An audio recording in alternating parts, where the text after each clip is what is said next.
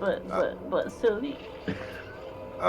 Well, yeah, Celine. Look, if you wanna go and see her, give your soul to Ouija's, and maybe she'll transport you to a campus where Selena waits. All you have to do is die. He's not gonna try. No, but I'm kind of banking on the fact that this here encounter is probably gonna be pretty deadly if we don't play our cards right. So you know what we gotta do? Smash. Gotta find our friends. Yeah, they're your friends, not mine. They're your friends. Yeah, Casimir's not exactly going into this with any sort of reservation or a guilty conscience. They're Mordecai's friends. They're Bright's friends. Like, I've never even seen these guys. I don't know them. I don't know the four guys. Like, it sucks that they're in this position, but I don't know them. We are going to begin. Well, I'll go through things. Whoops. I'll go through things real quick. Like, we all entered at the bottom of a cavernous place. Lots of lore, lots of clues, lots of history. And then they ended up here after passing through a cloud. And all of them literally wished for death. There was no other thing they could have wished for. That's absolutely hyperbolic of me to say. But the extrapolation was, all right, well, it sounds like you all were seeking death. And whatever this talking green letter black cloud thing was, led you to presumably the top-ish of the tower. There is still a ceiling up here. However, what you see is very much what you're getting in this regard. I'm gonna float you all over here, and then we're gonna, when I roll initiative, I'll just put you in order next to me, going down. The place is lit up with a giant green crystal. Definitely appears out of place. It's not coherent with the rest of this design, with the exception of its enormity and the fact that it is casting this green light everywhere, which for intents and purposes is considered bright light. That being said, if any of you want to play around in shadows, it is going to be creating some shadowy areas. Now, the combat that is going to be taking place is going to be taking place on this map. And I will give you some I will give you some more descriptors, but I just want you all to be prepared for this, that this is how and where we're going to be having this showdown.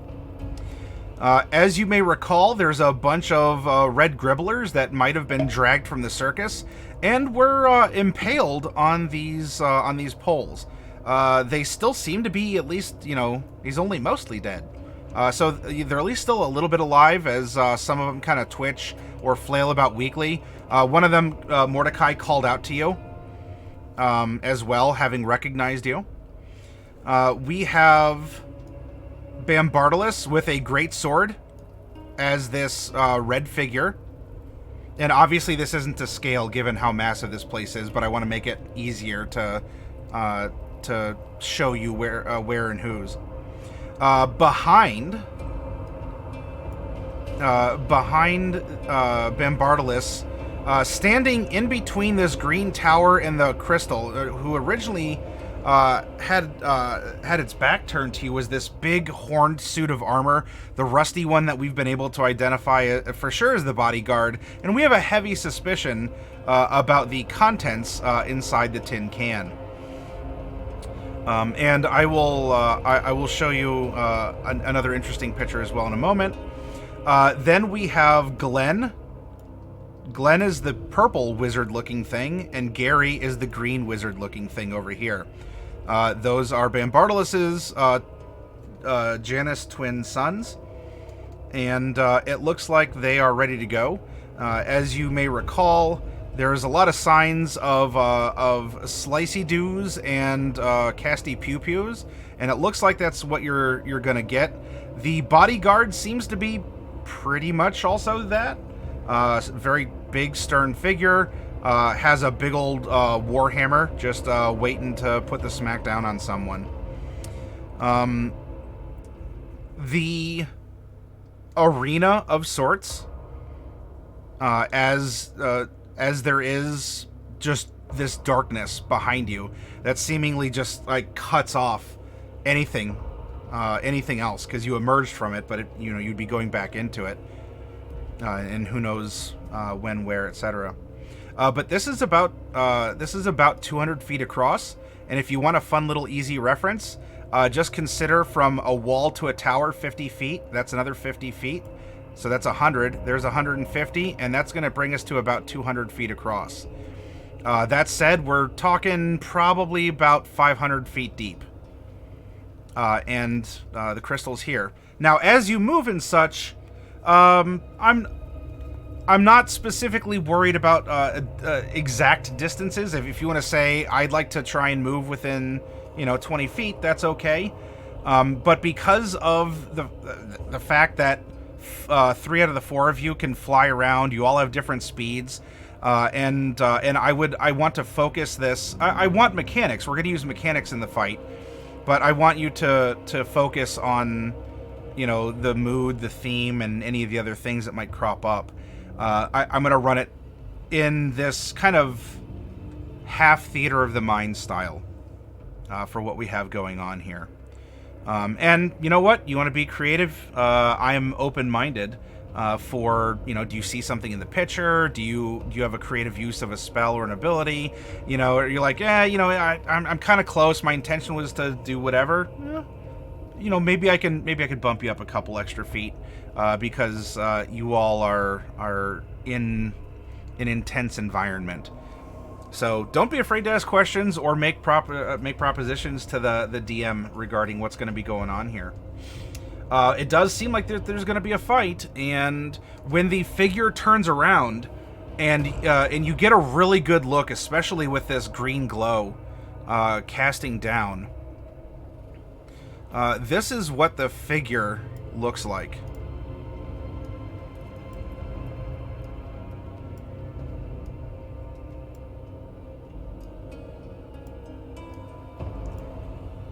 Not this massive, but you have this walking suit of armor, these spikes coming out. It looks rusted and banged up and dinged and whatnot, but it certainly looks a lot like that plate that Jaiden was playing around with. There have been some changes to it.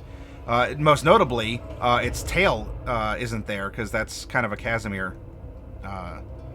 That's kind of a part of Casimir right now.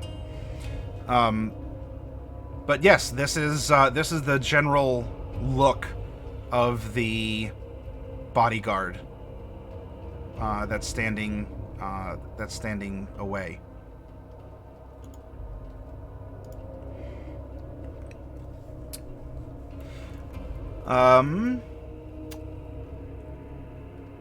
To everyone who's here to watch this throwdown, thank you. Howdies to you all. Quingar, thank you for the compliment earlier about the community, and also for re-upping your sub. That means a lot to me. And then it looks like some people have redeemed Fickle God's favors, and I will let you all know if you all want to make note, because you may want to use them this fight. I will be using. I guarantee you, I'm going to be using all the Fickle favors I have tonight.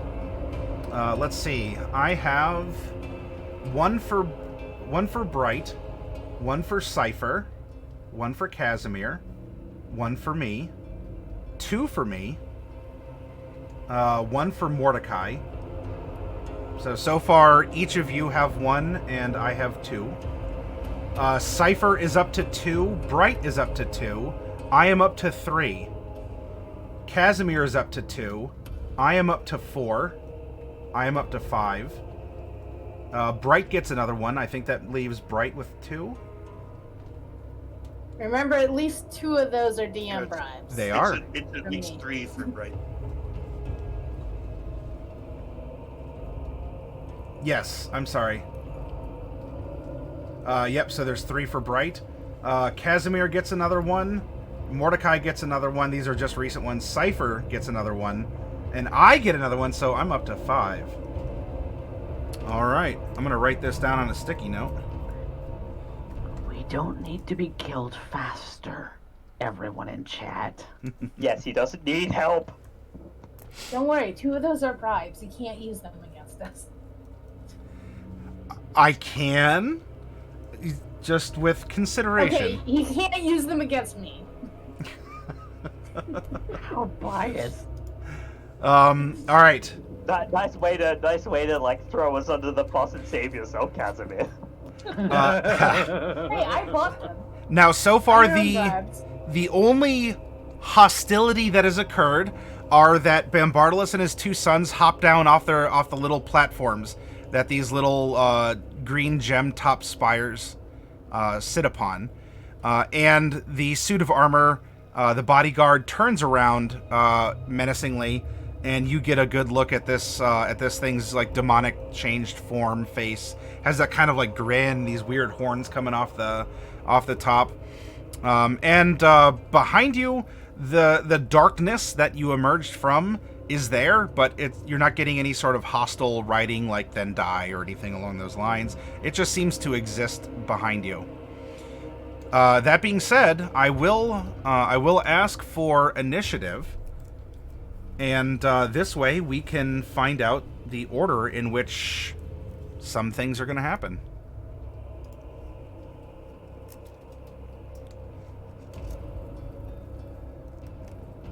I can't select my token. Oh, Yeah, you're gonna have to give control of the token to Fluff. edit. Like what? Is it edit, or how do I? Yeah.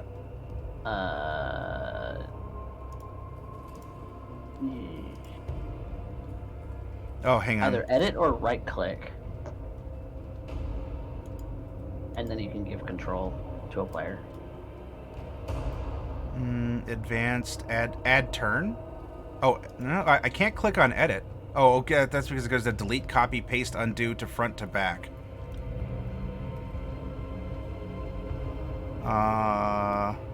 When you select the token, is there the settings key? The settings on the token? The gear icon? Oh, hang on. Yep, there we go. It was hidden because I have you guys down too low, and it was off. Let's Off see. screen. Yeah, it was off screen here. Yep. I'll need you to do the same thing for me too with the spectator token. This is going to right. Save settings. And this is going to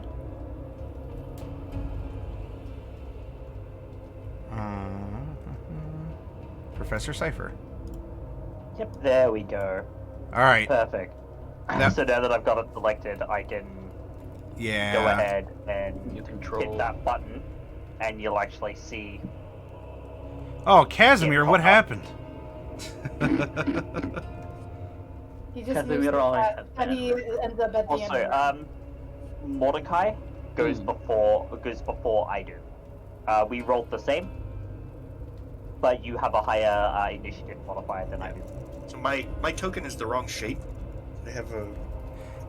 It's Oh, I did it because it's more of a tall. Like if you want me to adjust it, you can, or otherwise, I mean, we're zipping around kind of in the theater of the mind, and I mean, if you want, I can even enlarge your tokens if you think that would help too, because Bambardalus isn't by scale like 20 feet tall or anything. It's fine. Okay. Ooh.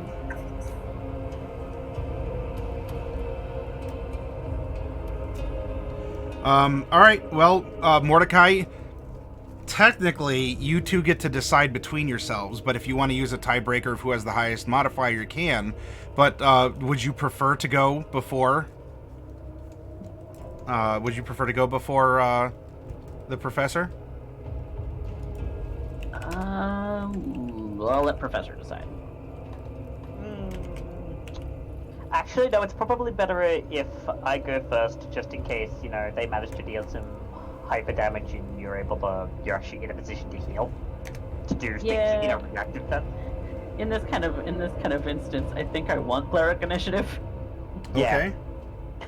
So I'll be going before Mordecai.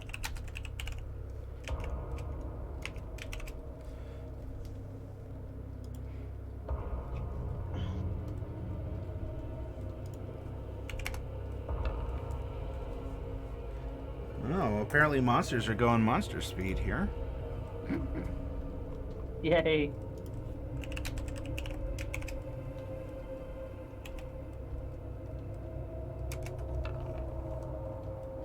Oh, except that one.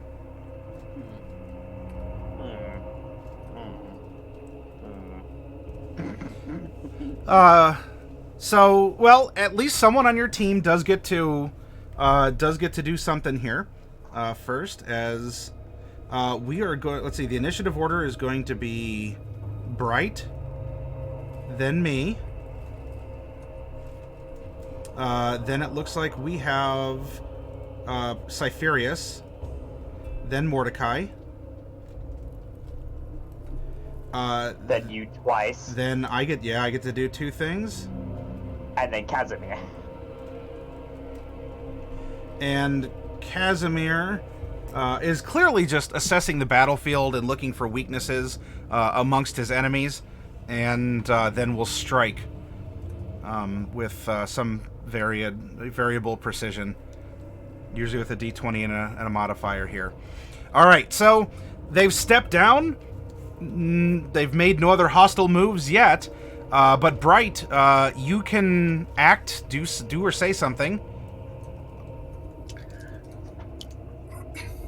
Okay.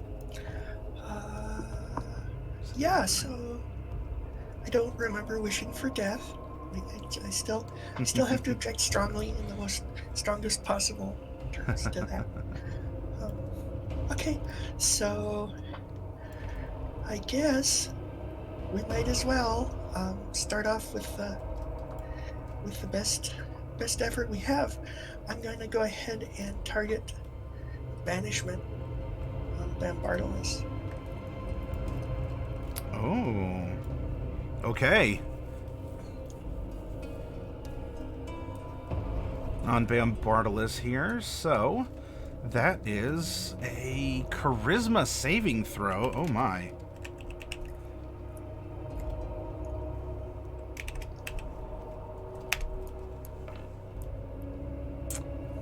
There we go. Huh. He seemingly flexes off your spell. He didn't go anywhere. Okay. Well, that's good to know. So I guess I want to position myself to be about 10 feet behind the rest of the group. Sure. Not super far. And remember, everyone, I have my anti-radiant aura magic, so you don't want to get too far away from me, but at the same time, there could be, AoEs and things. So that's all. So I want to be 10 feet behind everyone. I guess that... No. I mean, if we're going to play Theater of the Mind, why don't we turn off Snap to Grid? Okay. It's probably a setting thing.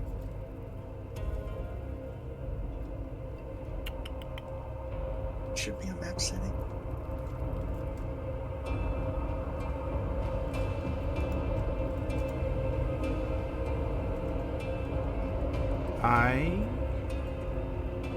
I don't see it in the little gear. I have width, Okay. height, background, scale. We could play on a hex for fun. It's okay. If you hold down Alt when you drag Yeah. your character, you don't have to Snap to Grid, so it's fine. Yep, okay. Okay, that's all for me. Okay. So, Bright, you flicker for a bit, and for a moment so does Bambardalis, but he doesn't flicker as hard as you had hoped. And it's now Bambardalis' turn.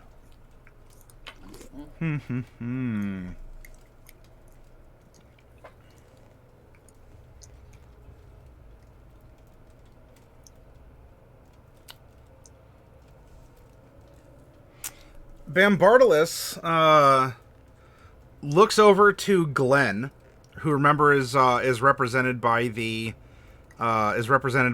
purple token there that's facing you all. Glenn, that one. And points with his greatsword at Bright. And Glenn simply nods and looses a spell. And this is going to be...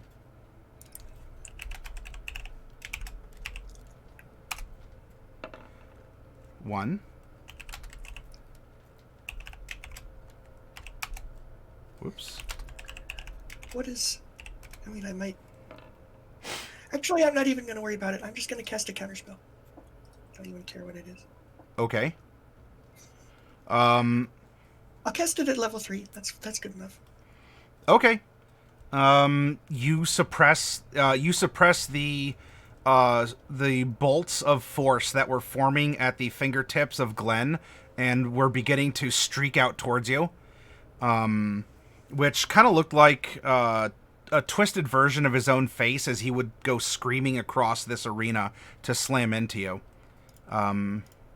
However, you counter that Eldritch Blast. Okay. Not a great use of a counterspell, but hey. Also, getting hit by Eldritch Blast is not a great use of a counterspell. And he is going to move forward to the top of the stairs and look at you all menacingly. But says nothing else. Now we go to Professor Cypherius, a.k.a. the Spectator. And let me get some battle music on, too. We are no longer exploring an ancient ruin. All 5, as you do that, all 5 of Cypher's eyes, because he's currently not a lot else, lock onto Bambardalus.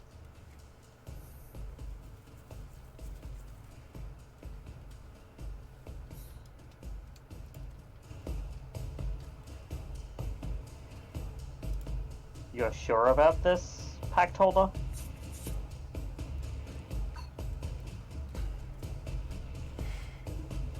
We do what we must do.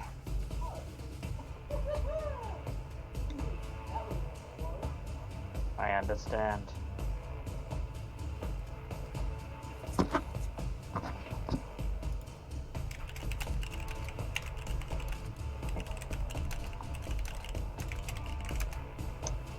Hexing him.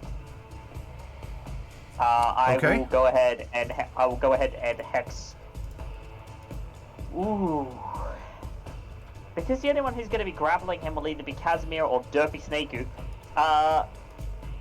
Strength or dexterity, Casimir?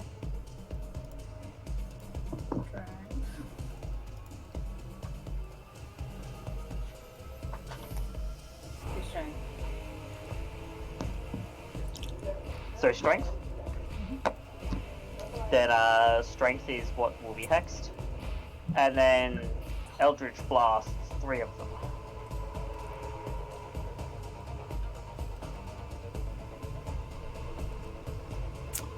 Hit, and hit. 6, 19, 28, and then any you necrotic resistance.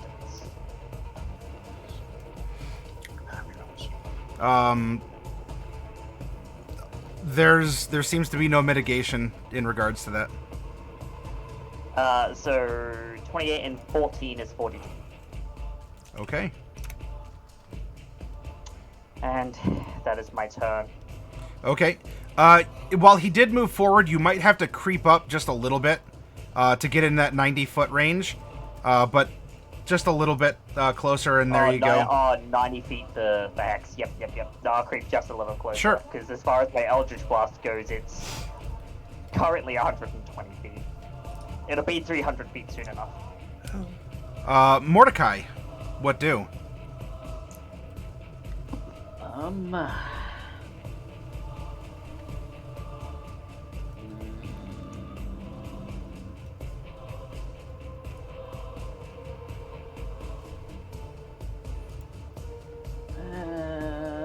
I hadn't. Yep. Okay. So the first thing I think I'm going to do is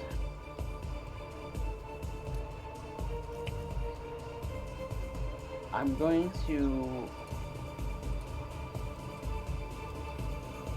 to hold my action Okay. that should either Glenn, Gary, or Bambardalis get within range, which is 60 feet, I'm going to cast Dawn. Okay.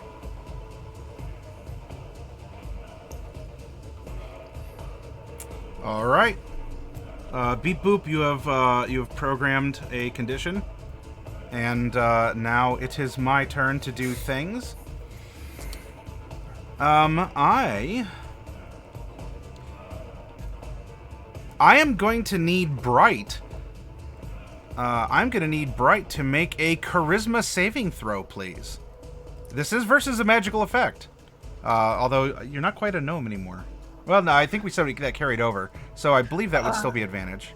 It Flame doesn't Skulls matter. also Flame have Skulls advantage. have actually better magic resistance. Oh, than those well things, then. So I'll just use my Flame Skull power. Okay. I have advantage. This is a charisma save. Yes, please.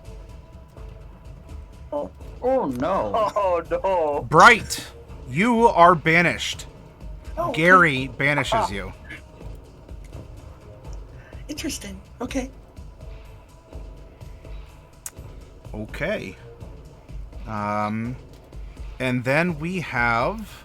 That's okay. It's safer here. Okay, bye. Woo. Yeah. Don't mind if I do. Next is going to be some very long-range Eldritch Blasts coming from Glenn. And these are going to... Wait, he already took a turn. No, he was commanded to do something, and he obeyed his father. That was on Bambardalis' turn. Bambardalis using his action to get Glenn to take an action, and now it's Glenn's turn. So he's moving up here, and I'm going to pick on Mordecai. Does a 20, 18, or a critical miss hit you? Hit, miss. Okay. AC 15.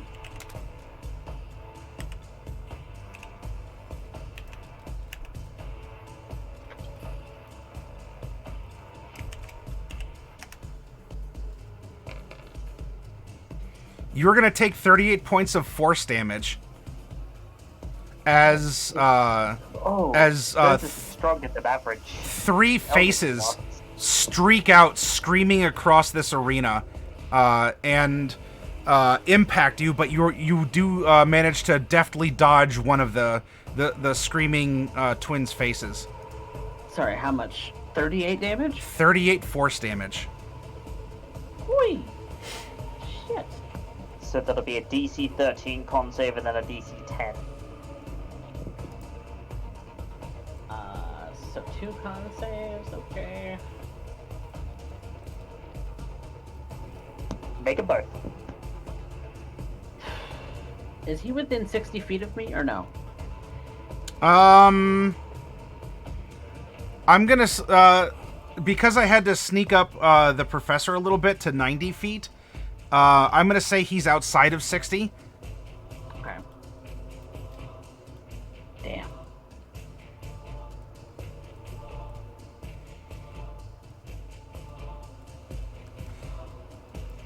Okay, and then those were the twins. Then the bodyguard is going to begin moving forward towards you all, and effectively goes from one tower to the next, striding briskly. Pardon. However, that's all this armor does. So that's not a turn of damage against you all. And now we're going to go to Casimir. Casimir, You have a sweet, sweet taste of what's going on. How are you going to react to this? From Bambardelus. Say it again. I didn't hear you. How far am I from Bambardelus? I'd say you are. We'll put you because the three of you are kind of together. I'll say that you're at that 90-foot mark away from Bambardelus.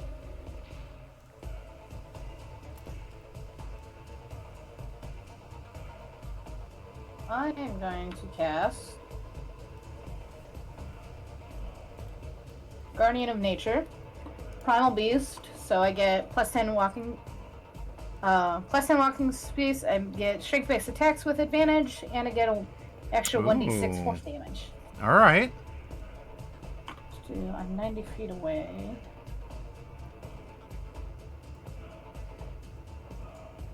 So I'm gonna take the dash action to get up to him, because I have 55 feet of movement. Okay. And that'll be my turn. All right. As you do that, Bambardelus looks over to Gary and points his sword at you rushing up, Casimir, and Gary is going to pew-pew at you.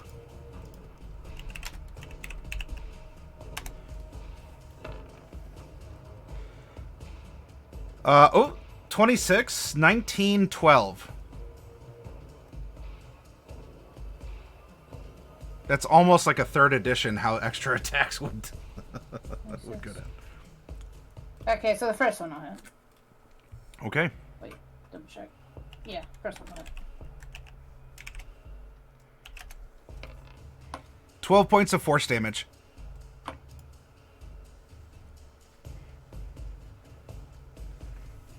Okay. Then we're going to swing back around to Bright. Yeah, I'm gonna relax. Okay. After your turn, Bambardelus is going to go back to Glenn and is going to point his sword at Casimir, because Casimir is scary.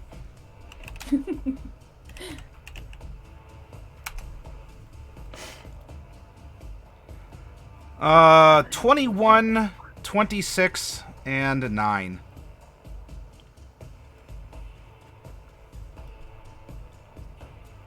Wait, say it one more time. 21, 26, 9 to hit. The middle one will hit. Okay.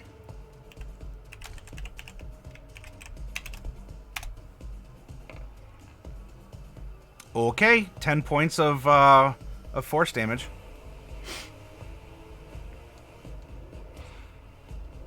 All right. Now it cycles back to Bambardelus, who sort of takes in a deep breath after exhausting himself after issuing those commands. And... Oh, I need to make con saves. Oh, yeah, if you're concentrating. 2 DC 10. Nope. Uh-oh. Nope. So you're gonna lose Guardian of Nature. Darn it. Well, it got me up there. It did. Casimir can't make saves. Make saves. Shouldn't have said anything. Ray can't make saves too today. This is not going well so far. Nope. Bambardelus is going to...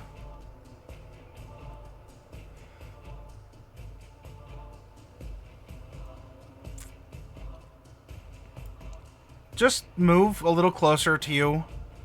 Is now... let's see, how far away were you from him, Casimir? You said it was like 90 feet away. Yeah.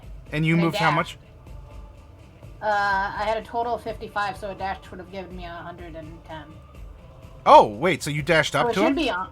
Oh. Yeah, so I should be on him. All right. Then never mind. He is not going to move.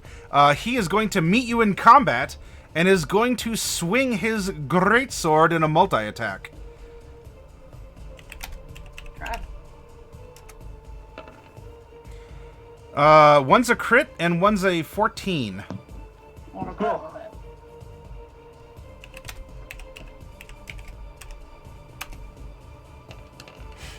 The critical hit will deal 19 magical slashing damage to you.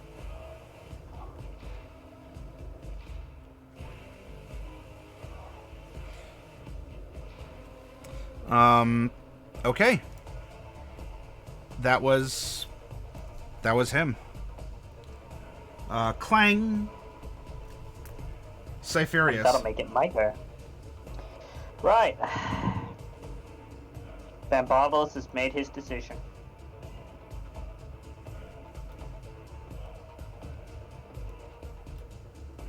Hexblade's Curse. Okay. 1, 2, 3. That 30 is a crit. Thanks to Hexblade's Curse. Crit on a 19 or 20. Alright. Does an 18 hit? An 18 does hit, yes. And a 22 will hit then. Yes. So... Alright, so this is going to be...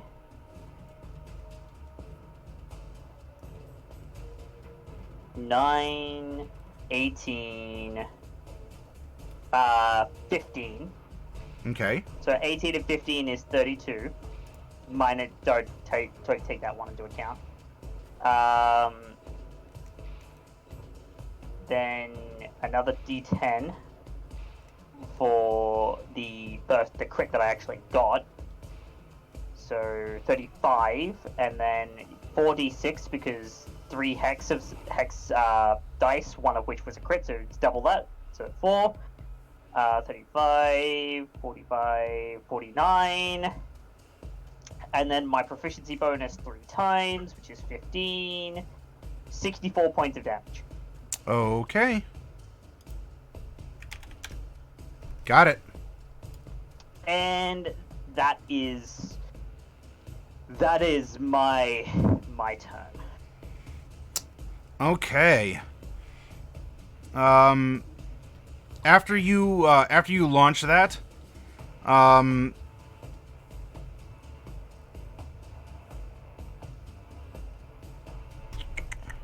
Next Yeah. is gonna come statuses. I need you, Professor, to... What am I gonna order this?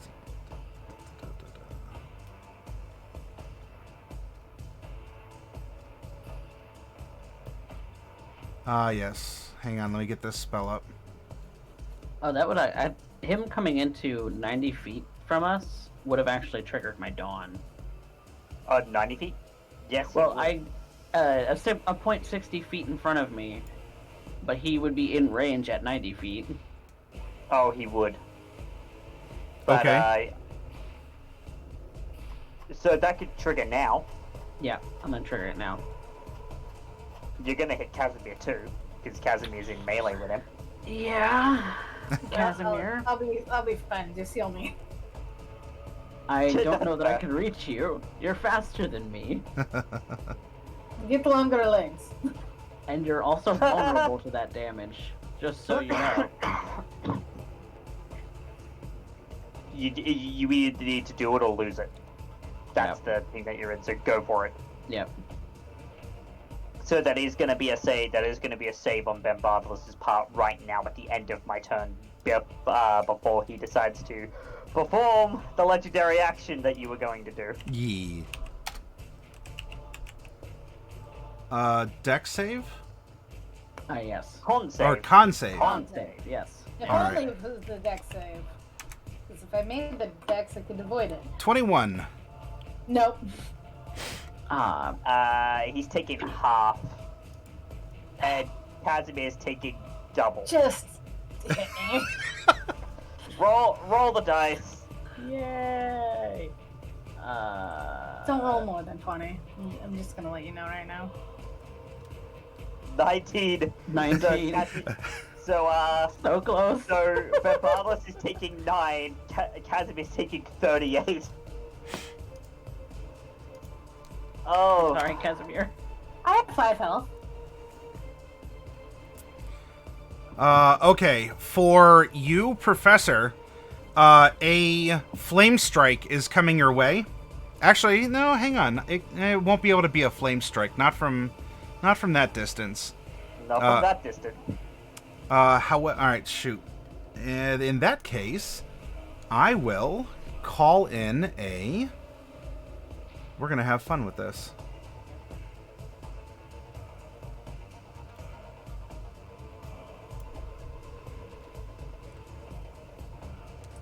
All right, I guess we're not. That has... the other one was able to tag Bright, but apparently...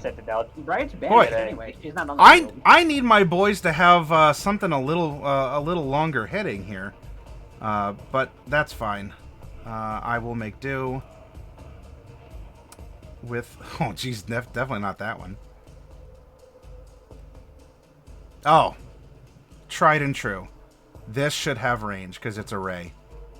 1 second.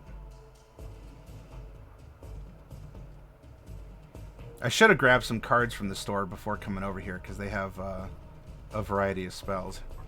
All right, yes, definitely within 120 feet. You are going to get Scorching Raid. Scorching Ray? Go ahead. Shoot your Scorching Rays at me. That's a spell attack. Yes. 3 of them if you're casting it at the lowest. I am not casting at the lowest.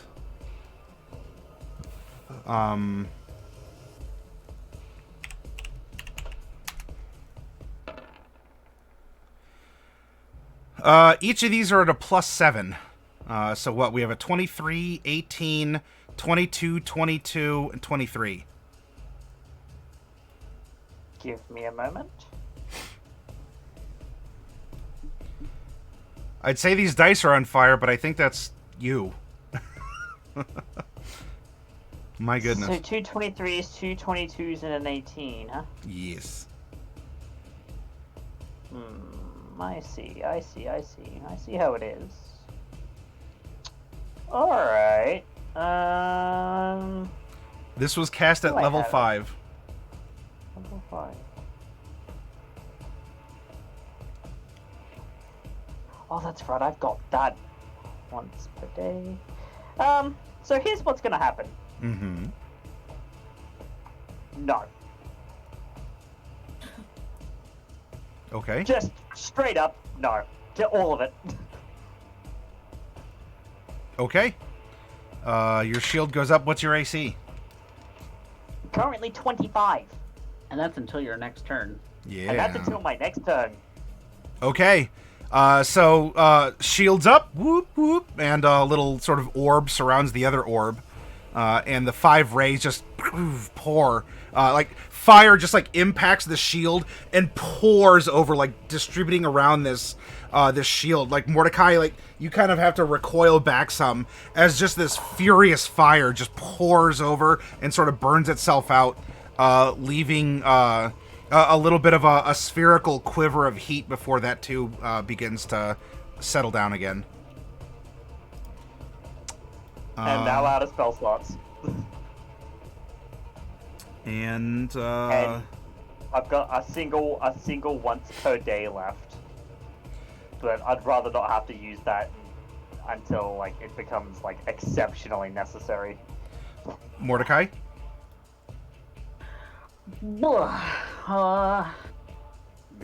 Walk up, move the dawn. I mean, I don't want to get any closer to these guys because, yeah, I'm gonna get sniped. You're gonna get sniped even if you don't move closer. Right. Oh, Jesus Christ, on a stick. Okay. I mean, you could call it that.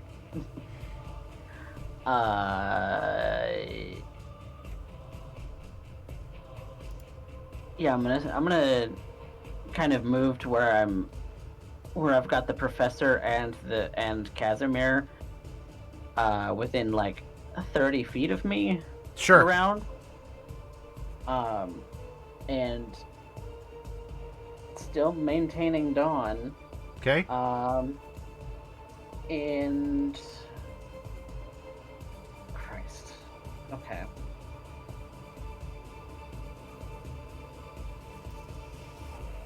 Question. At that distance, how far away is Bambardalis from me? Bambardalis is, let's see, so 30. Well, Bambardalis would be pretty much on Casimir because they're in melee combat. Yeah, how far is that? I'd say 40 feet. Okay. Then as a bonus action, I am casting Spiritual Weapon next to Bambardalis. Okay. Target Gary. Drop the banishment. He's not close enough. Yeah. Oh! And Spiritual Weapon is on Bambardalis, like right there. Get smacked in the face. And then as my primary action, I am going to also Sacred Flame on him.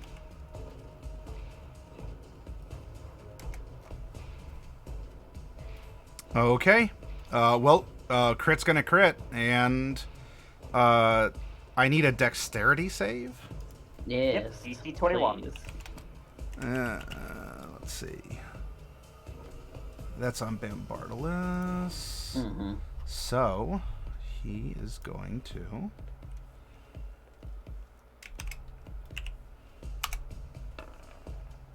$26.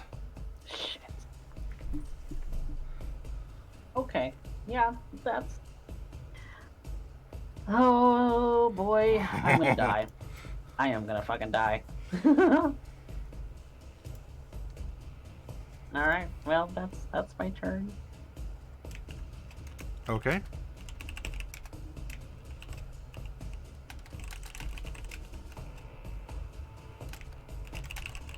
One second, I gotta slip a note under the table.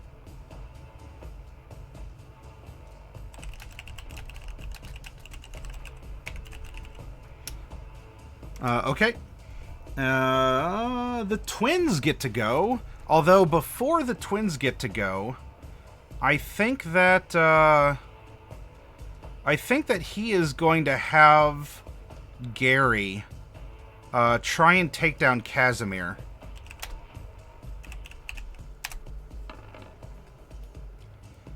All right, that critical hit will definitely do so. No. Casimir, And everything. you are hit from your flank, and you are at 0 hit points and dying.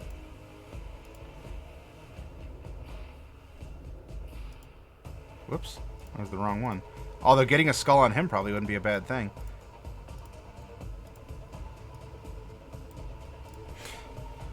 Okay, now it's his turn. And,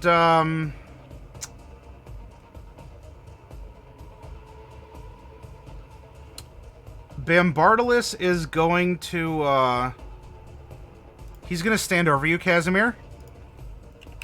And he's going to multi-attack you.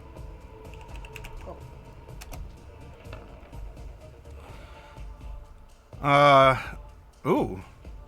Well, the first one would be a 20. Oh, wait. Oh, yeah, that's with it. No, oh, he attacks at a... Those were the spells. His sword is a +9. 22?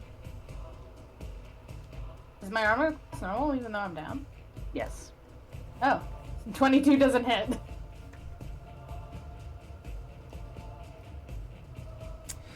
Well, Wait, hold on. Is it, who's making this? Who's making these attacks? Bambardalis is trying to effectively coup de grace Casimir on the steps. I have Okay, an armor class of 23. Not allowed to happen. Oh yeah, no, that misses. If he's got a +9, yeah, no, he misses. Oh, there's one. That's a 27. Cutting words. That, yeah. you're gonna need to cutting words that because if it hits, it crits. Yep. All You right. need at least a 5. You need at least a 5 on this. Oh, look at that 8. Misses. Misses. What do you shout to him that distracts him from this killing blow? Well, 2 out of 3 killing blow. Not again. All right.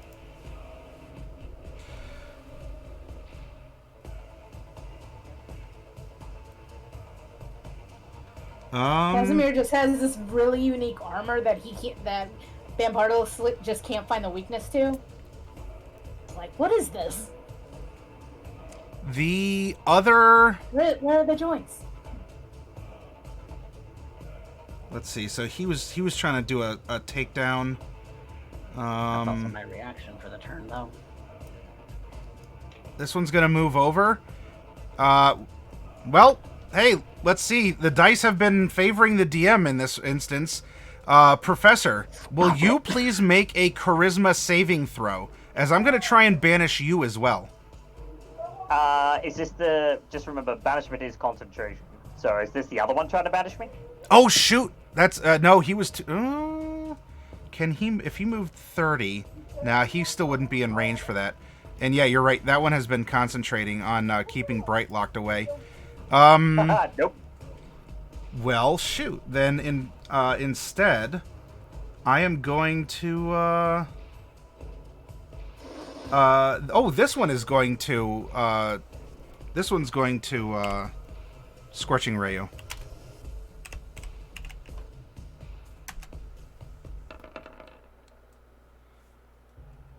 Each of those are at a +7. They all miss. Pew. Okay. Beat the shield, disperse for the shield. Another as these beams course over the shield and get refracted and scattered all around.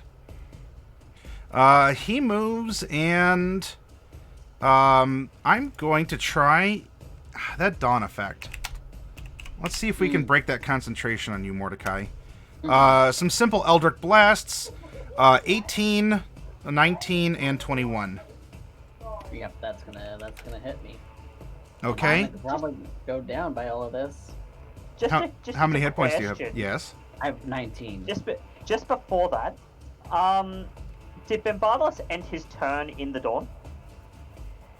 Yeah, he didn't move. Then he needs to make a Constitution save He right does need now. to make a con save. Con save for Bambardalis. I will roll that. He's a hardy lad. And rolls high too. Yeah, no, he's a hardy lad, so he's going to be taking 7. Oops. There we go. Now Okay. you can resume beating the crap out of Mordecai. Okay.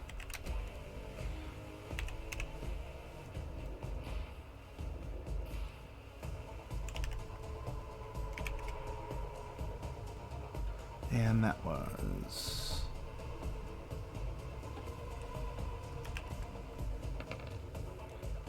$25 force damage. Yep, I'm out. Drops John's the gone. dawn. Spiritual weapon is still there, but can't take orders.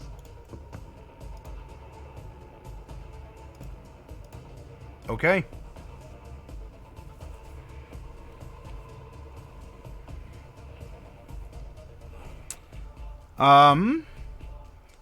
One second here, because I need to read something.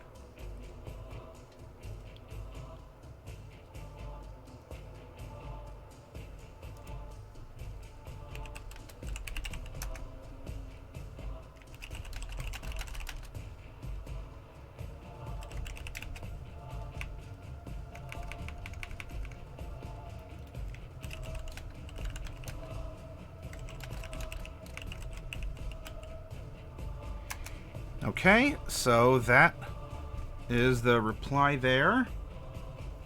Then we have a the armored figure here. The Dawn ends up going away.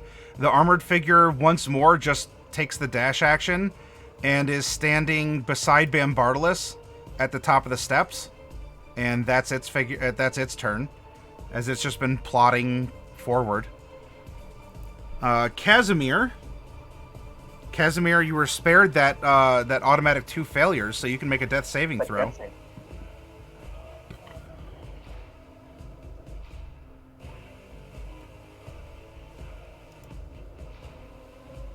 Casimir. That's a fail. That's a 2. It wasn't a 1, but it is a 2, so you are down 1 death saving throw. I can't make saves. I literally can't make saves to save my life. You better start making them. It counts more than anything right now. You better start making them. Pray to RNGesus. And now I need 100 might be to... the death of us, everyone.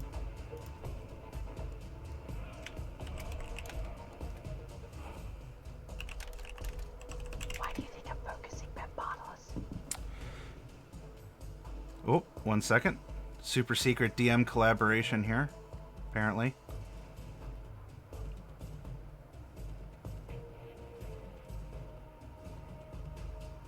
He doesn't need help.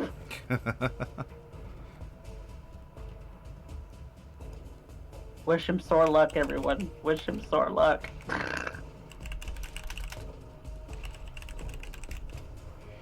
All right, Bright. This is your second time. This is your second round of timeout time. Now it's Bambardalis' turn.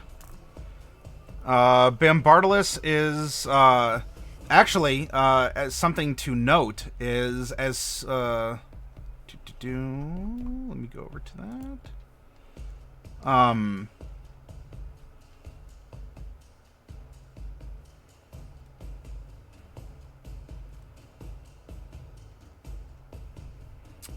That actually...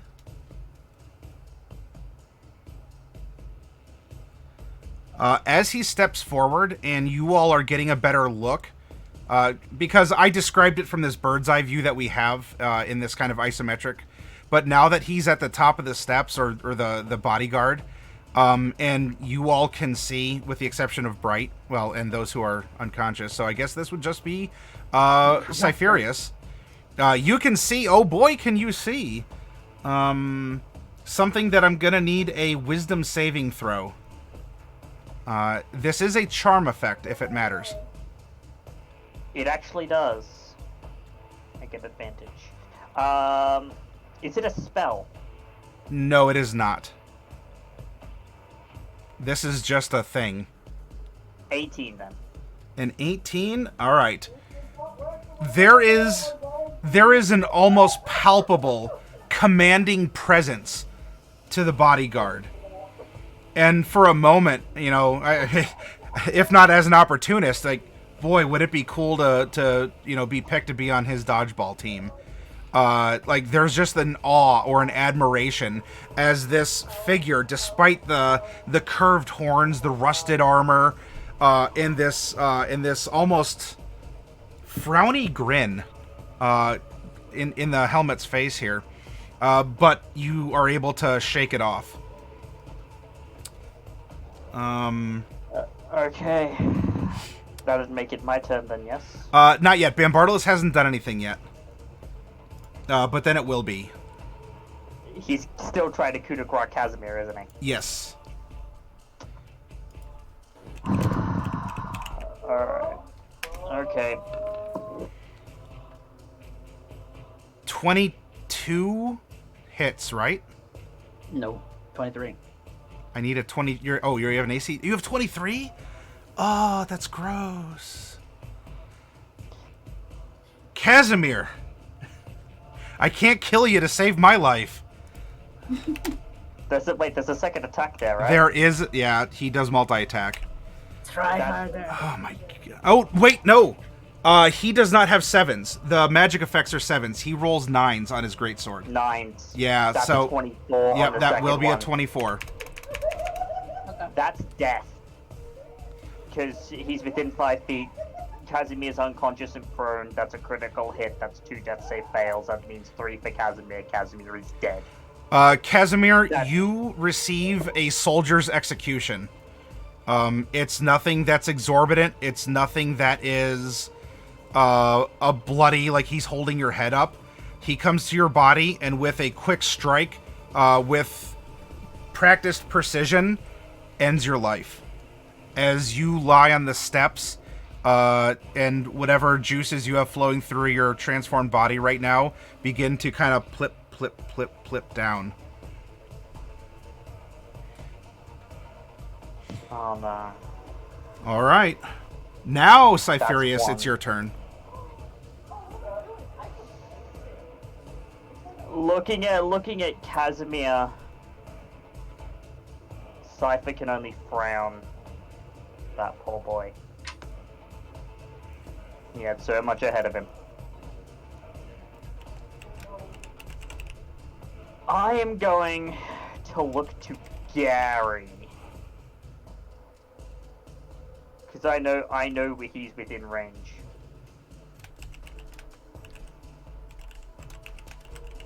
And Gary is going to be on the receiving end of 3 Eldritch Blasts. That was not what I wanted. No, win. Did a 15 hit? 15 does not hit. Or, no, 15 does not hit. Then it's 14 damage. Can he make a DC 10 con save, please, to maintain concentration on banishment? Right, 1 second.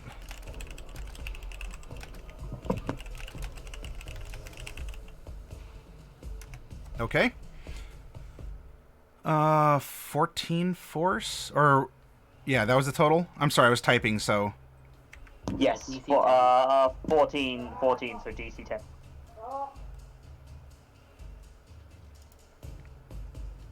Wait, who are you targeting? Gary. Oh, One Gary! the one who's, Oh, the alright. one who's focusing on banishment. Ooh, let me double check. The 15's might. I thought you were going after Dad. No. Yeah, 15 does in fact hit. I'm sorry. So, give me your total. So he's making, that's 37 damage, so he's making 3 DC 10 con saves. Okay.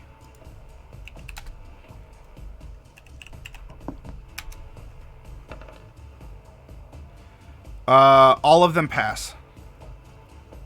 Damn it.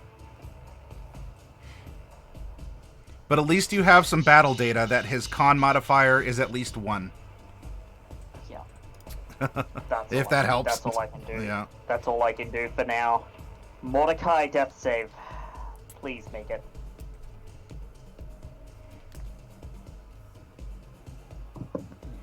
Mordecai, that is not... That's 1. Alright, for all of you out there in the audience... The dice... One person's dead, a second one is dying. The fickle god has been quite fickle. Alright, Mordecai's down 1. The twins get to go next. So the one is still concentrating, and that's fine. Actually, while concentrating...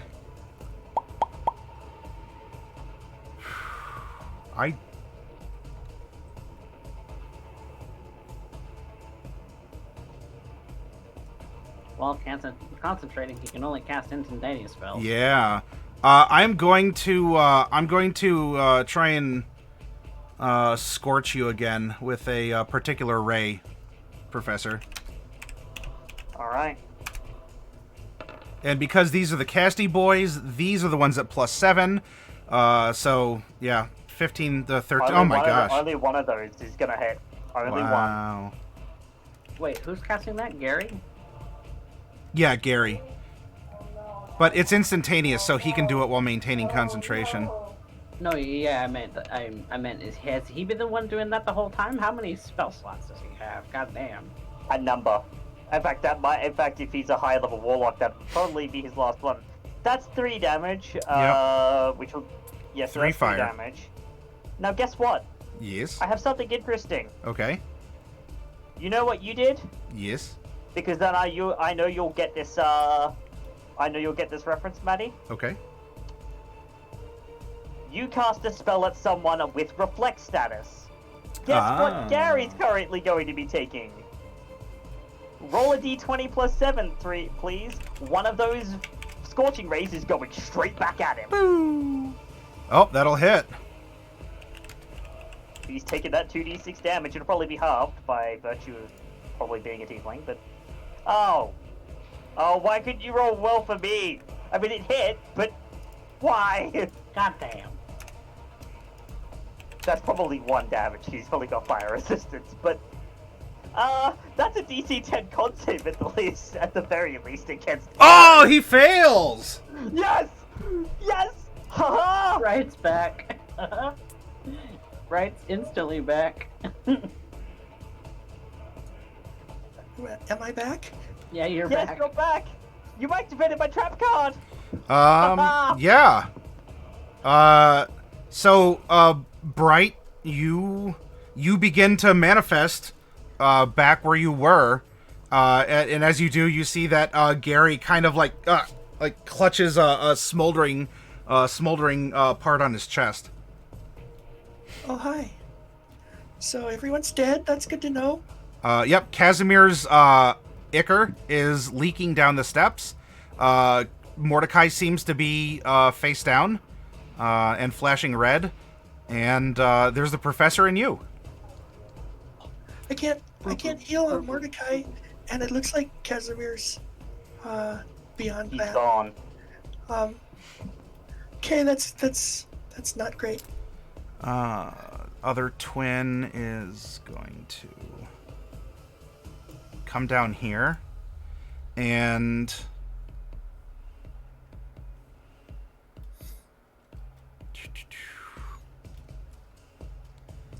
I am going to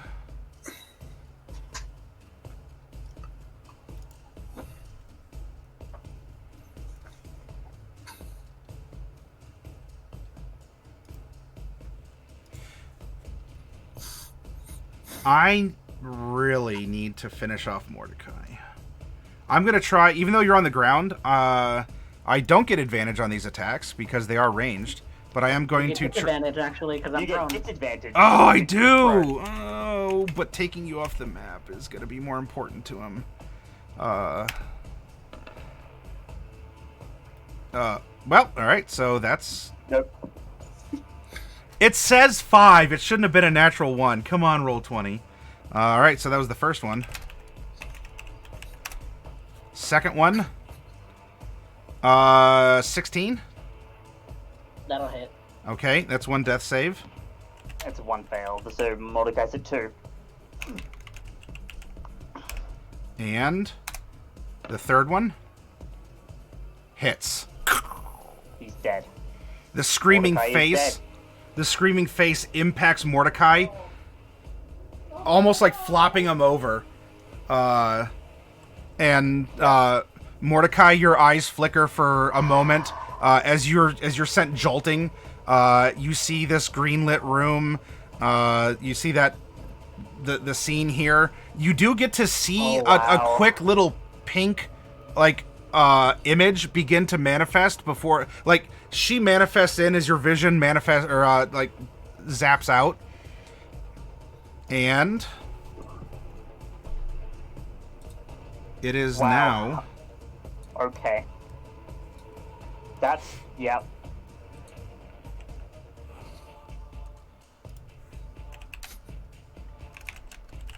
All right.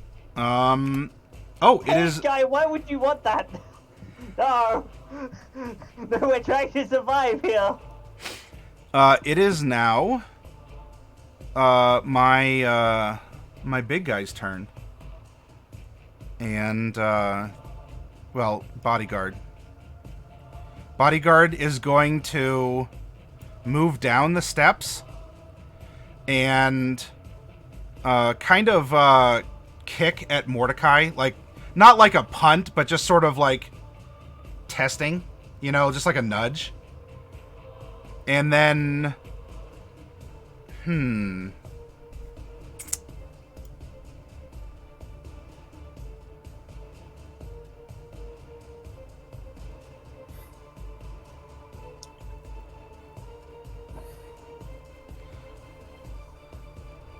Bright, can I please have...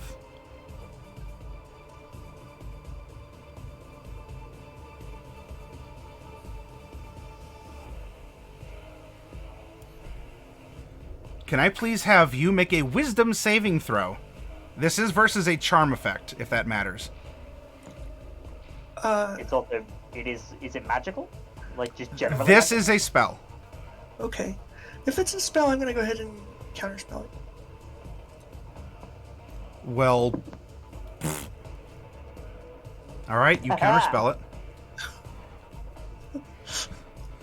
All right. That's fine. You're playing directly into my hands. I want to bleed off your spell slots anyway, so yeah.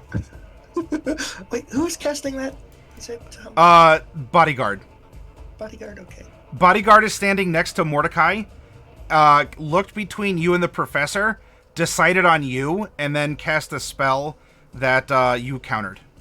Okay.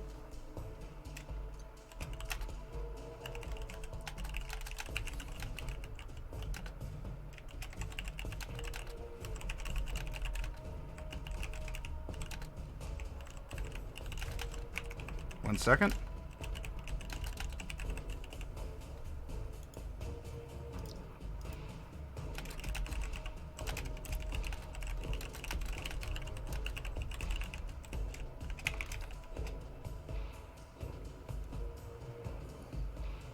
Okay.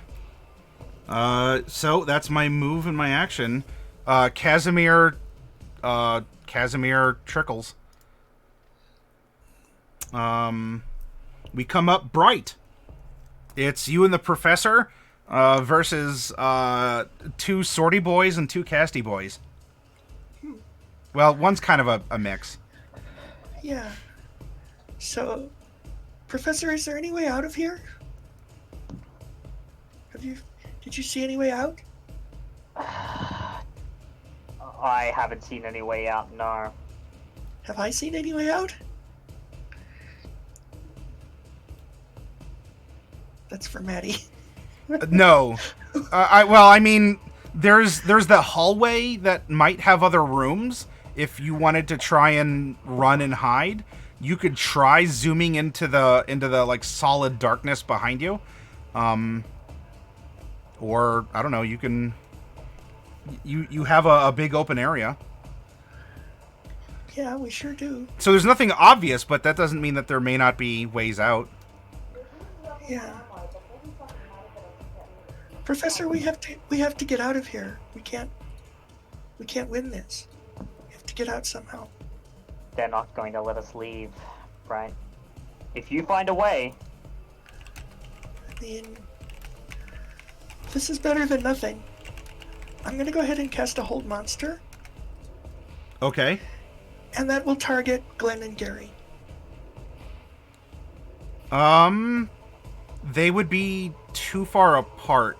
Unless, can you V it off of you, or? Yeah. So, because I'm an enchanter now, I can target two creatures instead of one. Oh. So if they're both at 90 feet. Yep. of me, Okay. Yep. That's fine. Yep. All right. I'm using a cancer, not upcasting. That's cool. Okay. I like that little synergy. Yeah. Wisdom saving throw. All right. So I'm gonna start with Glenn the purple.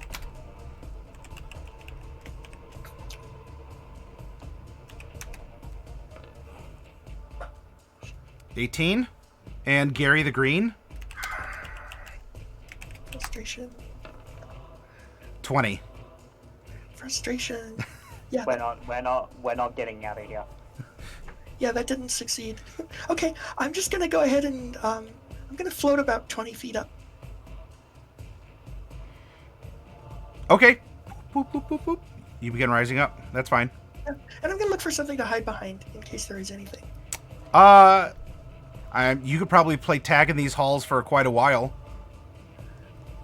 Well, I think that's what I'm gonna do. I'll tell the professor to follow me. Maybe we could get out, find a way out. Okay. Yeah. I'm gonna begin to look for a way out as well, floating upwards and delivering 3 Eldritch Blasts to Ben Bartolus on the way. Well, hold on. Ben Bartolus has to act. Oh, Ben Bartolus does have to act. But Okay. before that, because I want to use up my legendary before it cycles Sorry, back over to it. actions. I am Yeah. going to have one of his sons try and pew pew Bright. Okay. First attack is going to have to contend with Instinctive Charm. Okay, what does that do? Well, how far away is he? He has to be within 30 feet. They're both outside of 30 feet. Yeah, okay, then I can't do it. It doesn't matter. All right, it may not matter. That's a 12, a 13, and a 23 might hit you. 23 hits. All right. 13 points of force damage. Okay.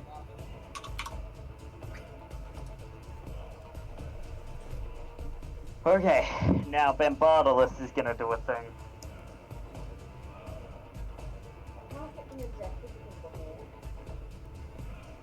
Yeah, currently I am...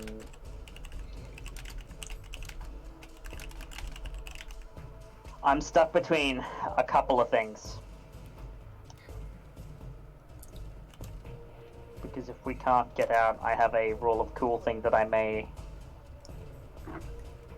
run by Maddie. Well, you're still alive. But right now, I'm always open to rule of cool, even if it's, it doesn't have to be deadly, but...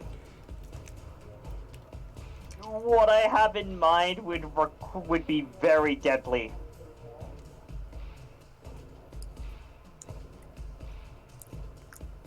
Okay. But that's not yet. I'm just gonna be on my turn. I'm just gonna be floating up and pumping 3 Eldritch Blasts into Bombardalus. Okay, go ahead and roll it.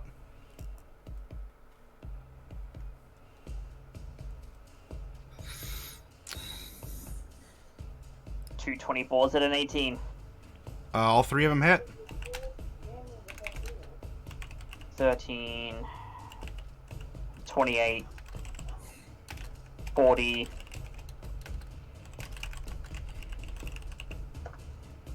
50, 65 into Bombardalus. Okay. And I'm floating my entire 40 feet straight upwards. All right.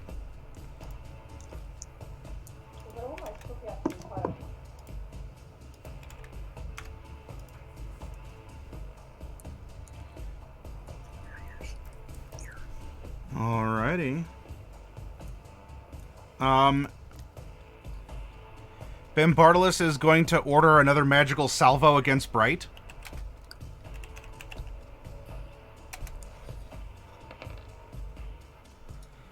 Uh, 16, 13, and 10. Yeah, the 16 hits. All right. You're a very dodgy skull. All right, 12 points of force damage. Okay, I can live with that.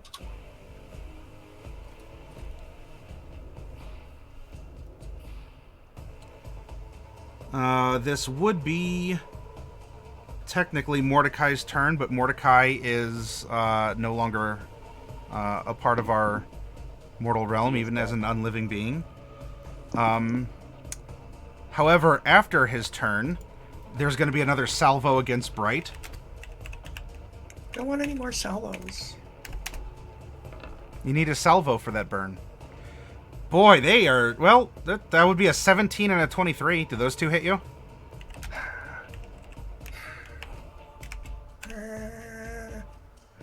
No, I have to use a shield. I should have used it last time, but I didn't Okay. want to. Neither hit, or does the last one still land? The last one still hits. Okay. Another 12. Boy, oh. They're not tagging you often, but when they do, it's pretty fierce. Yeah. Okay.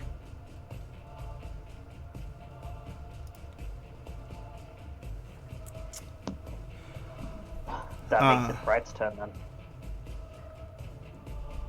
So that was after Mordecai are the twins for their normal turns. Oh, yeah. And concentration was broken. That was those two.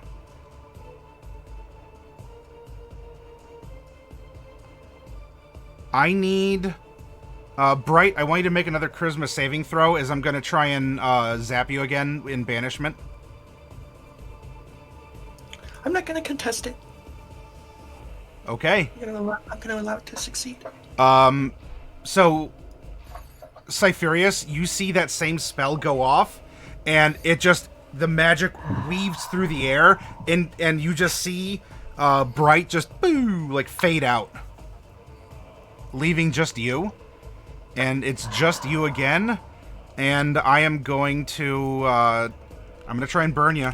I can't do it exactly many more times, if any more times, but... let's see what happens. There we go. +7s to those. 2 hit. Okay.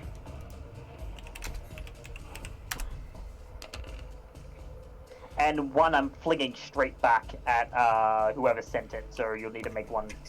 That was Glenn. Alright. And that does not hit. Unfortunately, the angle didn't work out too well. Bzz.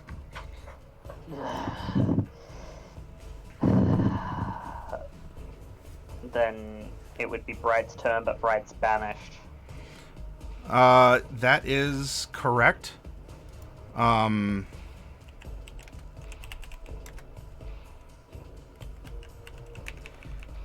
then it would be Bambardos' turn. So... Yep, this is gonna be... Well, not yet. We have Bodyguard. Oh, that's right, Bodyguard. What's Bodyguard gonna do? Because I'm quite a ways away now. Yep. Bodyguard is going to...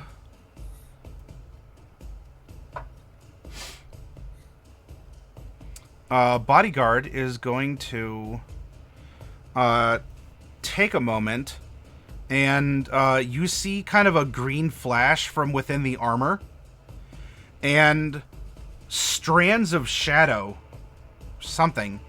These black strands almost like pour out the back of the rusty armor and form into wings. Oh no. Oh, I figured out who that is. Oh god.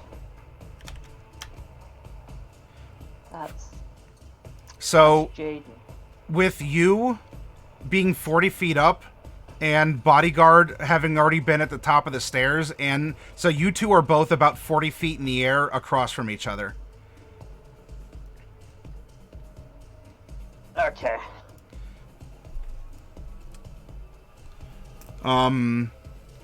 So yeah, unless someone can break concentration on Bright's banishment, then it's you versus me, Professor. Bambardos is gonna get to go, then you do, and then well, Bambardos is going to put the greatsword away, draw a short bow, and pew.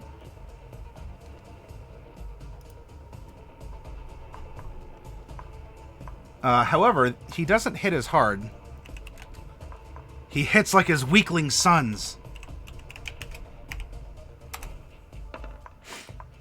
And by that I mean almost crits you. Oh. That's, yeah. Okay, how much damage am I taking? That's 1 arrow. Hang on 1 second. I should have rolled 2. 15 doesn't hit you, or it does? That'll miss. Okay. That'll miss. All right. Short bow is going to be 6 plus that. 5 points of magical piercing damage.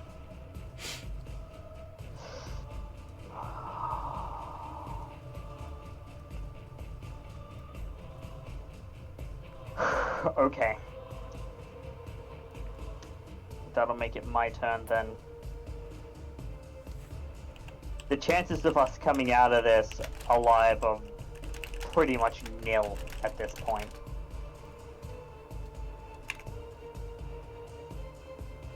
I'm gonna fly 40 feet straight up. I'm gonna use my eye rays. Okay. Got a 1 and a 3. They're both pouring into the guy following me. Okay, into the bodyguard. Oh, yeah. So these are gonna be DC. I need a DC 18 Wisdom saving throw. Actually, 2 DC 18 Wisdom saving throws, please. Okay.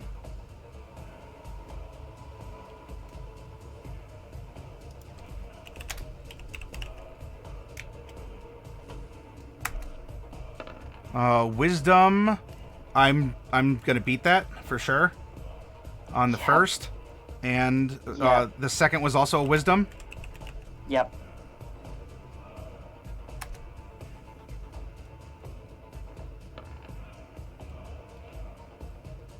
Well, I could technically roll higher, but a 25 is gonna beat your DC. Yep, it is. Crap. Up I go. Okay. Yep, you're floating 80 feet in the air. At least from this lower position, so... Okay. Then, after that, you do get some bouncy rays, but I really want to try and take you down. I gotta give you what you asked for, and that was death. So, I am going to try and have one of the boys pew-pew at you on their father's request. Yep. Oh, hey, there's a crit and 2 misses. I'm going to have Glenn. Glenn's doing this. I'm gonna be reflecting one of those back at them. Sure. Let's... from the critical hit, you will... Whoop, those were 20s. Hold on.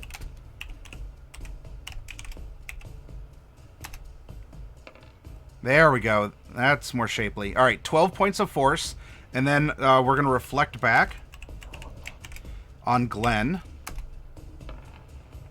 And Glenn will be struck.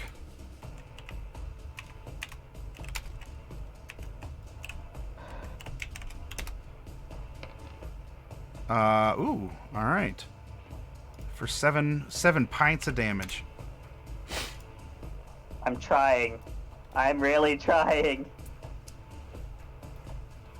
All right, it is. That was after your turn that was commanded. So now it's the twins' actual turns. I am going to... Is that a reaction to reflect? Or is that an always-on thing? It's a reaction. Okay. Okay. Both the boys are going to try and open up on you. So let's start with Glenn the Purple. Yep.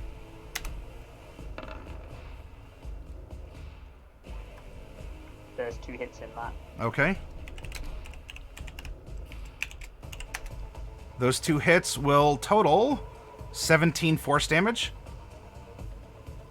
Yep. Gary is going to open up on you.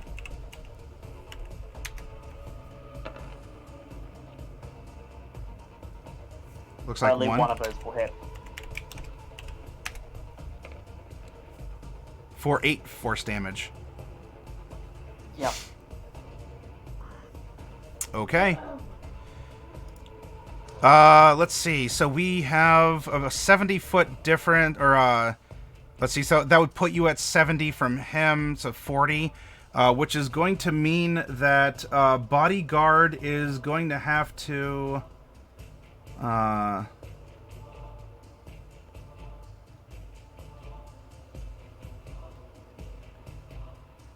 It is going to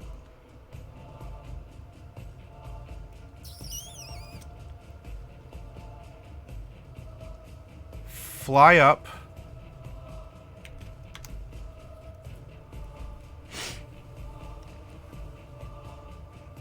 It is going to form a spear made with this almost like living, writhing black shadow as it forms in its hand, and it's going to try and hurl the spear at you. Alright, go ahead. 17. Misses. A second spear will form. 27. That'll hit. Okay. And that'll be me going down most likely. This is going to be...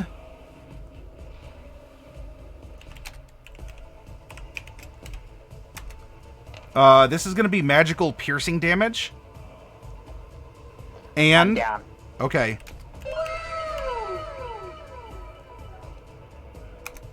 Along with it, Professor, you would feel a psychic like you're taking psychic damage from this as well, as this spear punctures you, and you just feel your mind being tickled in a not too comfortable fashion. Yep. Okay. There is Also, no way away. welcome raiders. This is a rather intense moment that you just raided into. I'm gonna need to run that rule of cool by you then. Okay. Because I know for a fact that they're going to try and finish me off, just like they did Mordecai and Casimir. Mm-hmm. And Bright is unable to help me, and I can't release that concentration. So... this is going to be going way out of the way for dramatic effect, but this is what I want to do. I told you I'd be open-minded.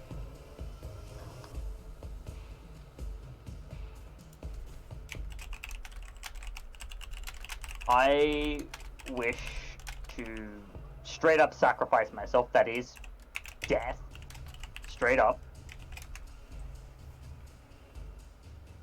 But I wanna turn the very dregs of my life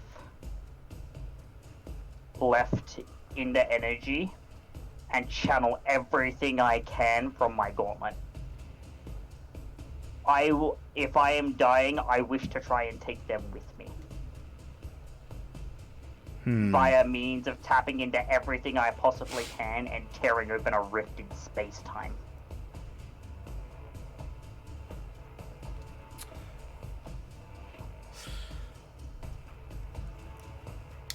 It may not work, but I have no other options open to me. I can't move. I'm pretty much on the verge. I'm pretty much already on the verge of death. All the right. other two are dead and they can't save me, and Bright's banished. So I may not let you be able to nuke everyone on the board with this, but I can certainly spare you from sort of becoming a pop balloon and going as you're flying around in a deflated motion towards the ground with kind of a wet plap at the end. I will say, although I am unconscious, I am actually still floating, but I am immune to the prone condition. That's weird. I am floating there unconscious. It's Beholderkin aberration crap. Of course it's weird. What I will say is this. You very much feel that that wrath and spite, or that, like, if I'm going to go down, I'm going to bring them with me. In your last moments, you channel this this energy, this displacement, and you do manage to open up like a dark. Your vision fades from unconsciousness, but even prior to that, there is a darkness that opens up in front of you and seems to just almost like Pac-Man around you, like bloop. And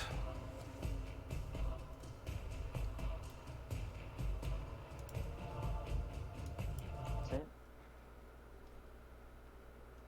the bodyguard, Bambardalis, and his two boys, Glenn and Gary, go about doing whatever it is that they're doing to you all. Because there's not exactly much of a say that any of you can have in this. Well, arguably Bright is still being held in a kind of a... I still have some ability, but it just hasn't been released yet. it releases itself after a minute, so... It does. Professor, and I'm addressing you specifically, because I've been a very devious DM and I've been passing naughty notes under the table to other people. Okay. I thought it was in you to perform some what we would call effery.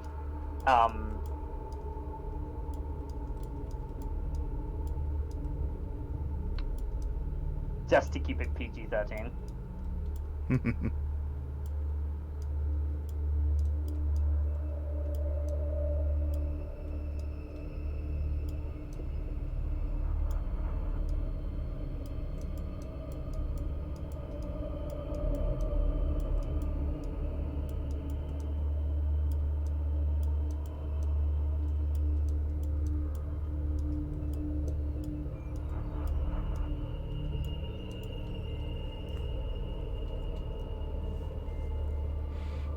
You manifest, and the three of you see a black hole in the directionless light open up, and just this green booger roll out and plop down on a floor that is there, but it is not there. I mean, Bright certainly has some cracks in her skull. The rest of you have your injuries. Casimir, you were stabbed expertly through at least 2 of your possibly 7 hearts. I don't know what you've really gone through in your mutations, but enough to have put you down. You still have that wound in the blood. Mordecai, you are also wounded. But if this is death, well, you feel the pain of the wounds. You remember what happened.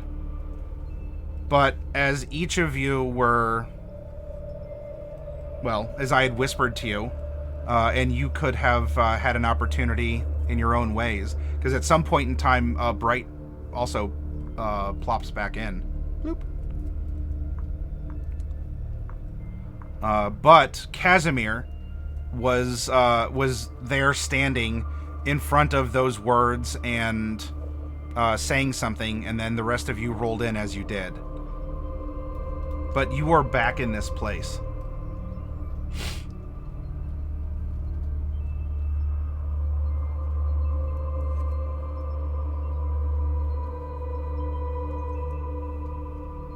Oh, that sucked. Cubs are droning in your minds from the poor green booger that's currently lying on the floor.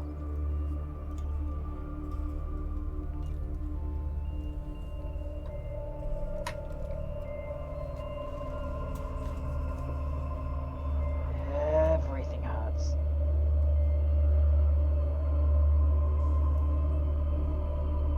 The price of failure. The price of failure.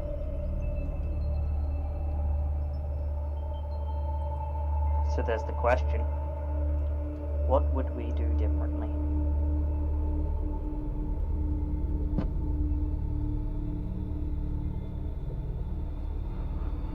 I don't know. Blade hit him first. You got cheap shot. Is that really all that? You can keep talking. This is just going to slowly manifest as you do. Just hit them first? No. They were more powerful than us. Well, it probably could have not done with the magic show from you. Probably could have done a bit more. Okay, so now you're blaming this on me. No, I'm not. It's just... No, that Well, it is wasn't exactly what you fault. mean. This is my fault. That is not what is meant at all. Because I pulled out something that I felt was useful and necessary.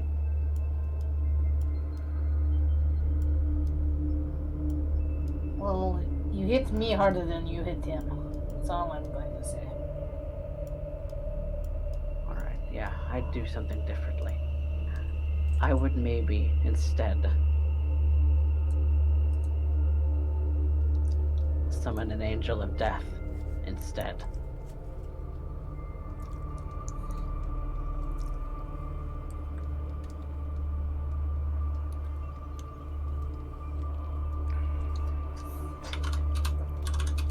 What would I do differently?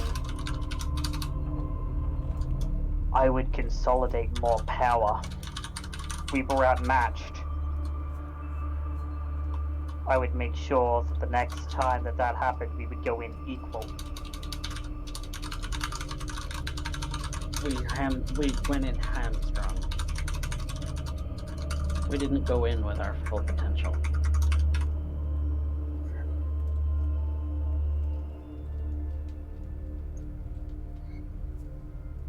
We maybe should have taken a minute. The next question is, what would you give to get what we want? What I want isn't here. Isn't there, wherever that is. Or here, wherever here is.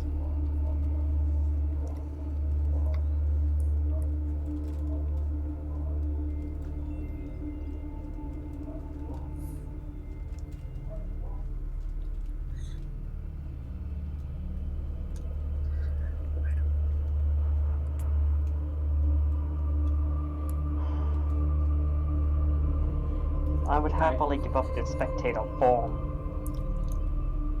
The changes this place has done to me. That's what I would give them up for a different kind of power.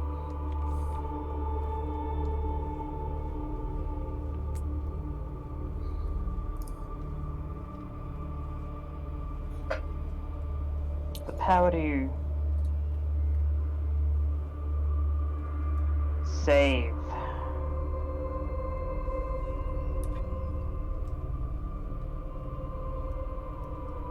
poor people.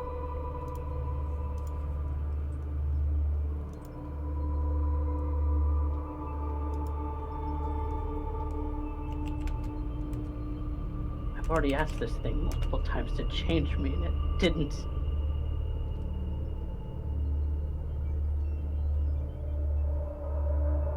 Who knows if we're talking to the same thing, Mordecai? It's always the same. It's always the same. Whether it's Shonaruth or whether it's Weejas.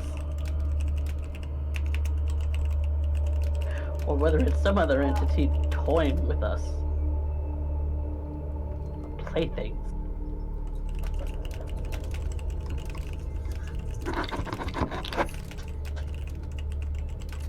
It doesn't give you what you want.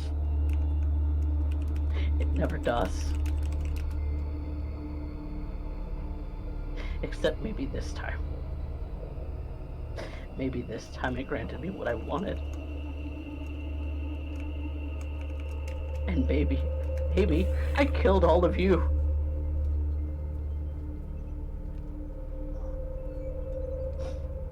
Because I don't want to be in a world without Celine.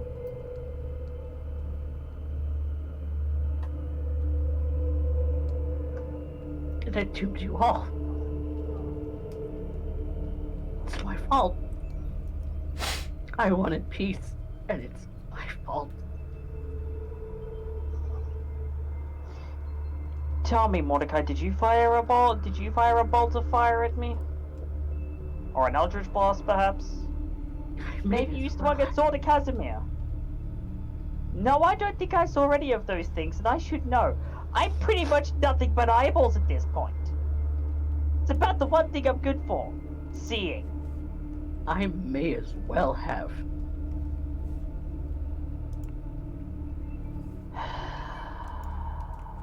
Bright disappears as you're discussing this, and she reappears shortly with a staved-in skull and a couple missing teeth. you can presume what happened. Or she could tell you. You're right, everyone. It's not really that different. Just kind of hurts more. You know, it doesn't really hurt. I don't really have nerves, so Yeah, Wait, what? that's fair. What? Oh, they banished Bright, and I'm guessing this is where it sent her. And I'm guessing that the spell just wore off, so she got sent back, and then promptly beaten. something like that. Yeah.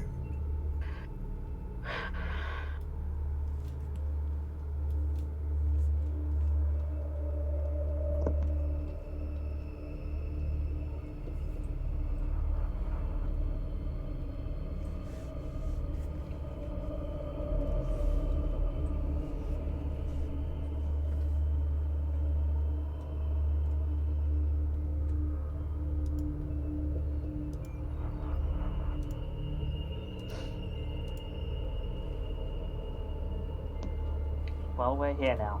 There's no use in complaining about it. In lamenting what was.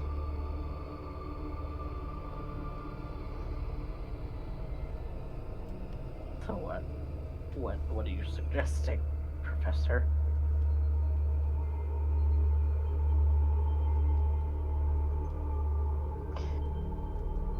Don't get mad. Get even.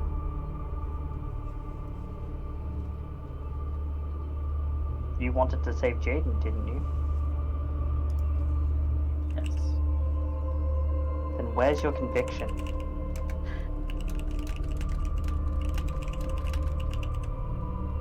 Moping about isn't going to save her. Them. The investigator.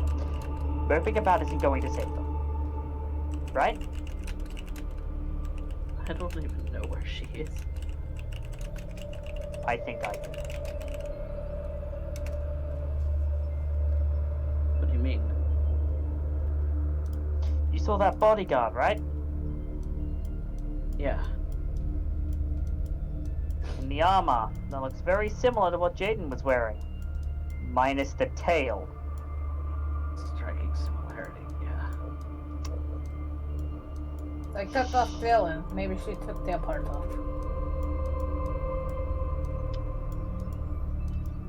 Then, strands of shadow.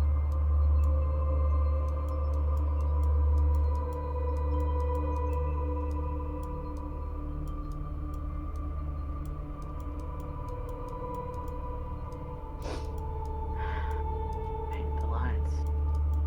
Cut them in.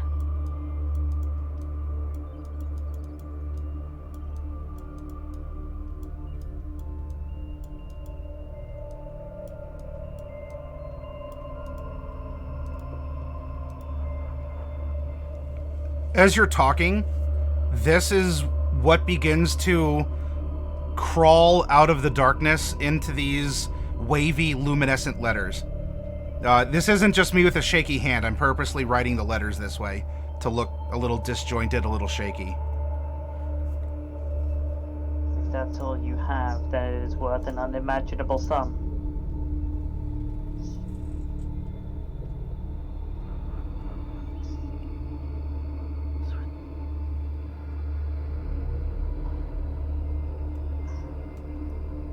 I see. I don't get it. Our will is worth everything. The conviction to push through to achieve our goals. It's worth That's- everything. That's what we went to hell for, and we went to And hell I to can- go get Jaiden. And yes, and our convictions are being tested. Put up against insurmountable adversity. Insurmountable is a word, definitely. The test then is to keep fighting despite the insurmountable odds. Just over and over, perpetually. No. You want to know why? Tell me, in that battle, what did you learn about their capabilities? They're not what I thought they were. No, they I weren't. thought they were paladins. They're more That like was an wizards. Each of them. Warlocks. I can say that both of them used a very unique spell to those of us who make a pact. Right. Jade would do something similar. But we learned that Bambardalus' strength lies in his sword. Melee combat with him is not the best idea. No. Next, Getting up close is I- never good. I learned that the bodyguard Well was and able, good at to close. cast a spell and fly. I also learned that the bodyguard was able to attack at range using magic. I learned Glenn and Gary like to use long-range spellcasting. Getting close with them. Close with them, at range with Bambardalus. We also learned that they are more than fast enough to start separating us. So we need to do the same to them. We must separate them. Them fighting together is their strongest suit. Bambardalus was giving the boys commands, allowing them to sling more spells. I'm good at Cut range. him- I don't cut him do down. well in a close fight. Yeah, it's almost like I tried to banish him very first thing. It just Yeah. didn't work. Then we need to try harder. It's all I have that's something available that might to help us. with that. They might shrug it off, given their own force of personality, but place a curse on them. Any bit helps. It's what I did to Bambardalus. I placed a geometric hex on him. Or increase our odds. With a blessing from Ouijas or something. You do have the ability to call upon part of her power. You've shown that to me. My own flavor.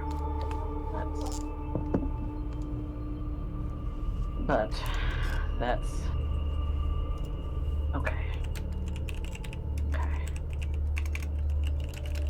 It might not be nearly as effective to curse them, but it's not a problem to bolster each of us.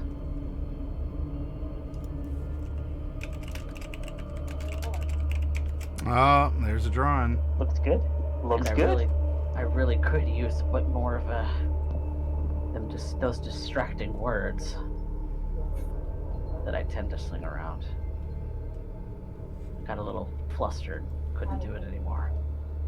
Good. Good. You're beginning to think. But that's the most important thing. The most important thing. Don't lose hope. Keep fighting. Because if you don't,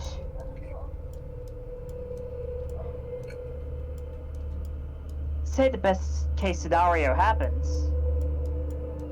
and you get to go and see Celine again. What's she gonna think?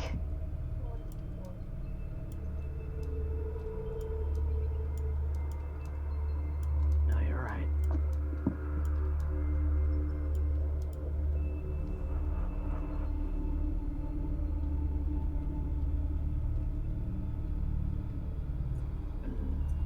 Such a coward this whole time. And she put me to this task, so... Finally, you're beginning to see what I've been telling you for the past several weeks, Mordecai. Remember back at the hotel in OIHO? What I said then? Not particularly.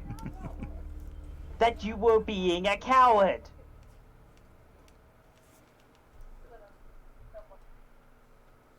I'm glad that it's unfortunate that it took getting the ever-loving hell beaten out of you for you to see that, but it's good that we're starting there. Now, questions.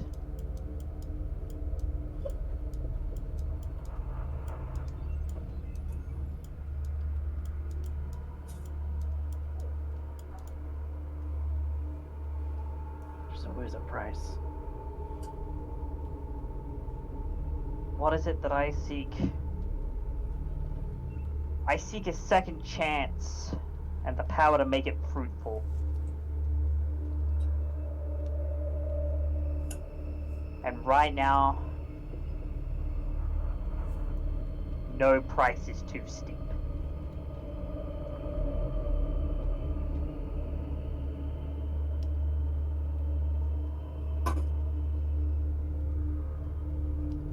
Anyone else?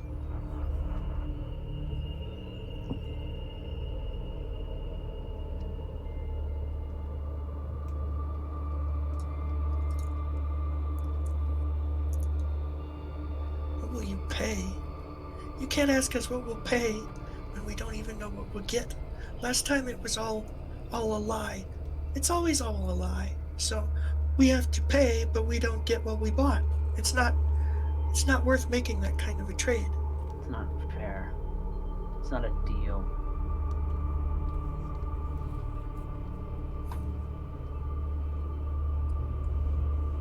It's not a deal when you can't.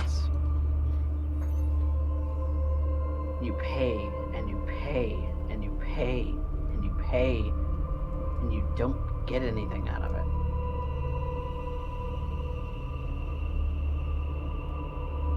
I have paid in the form of friends. I have paid in the form of my life, apparently. And I've paid in the form of suffering with immortality. I have paid enough.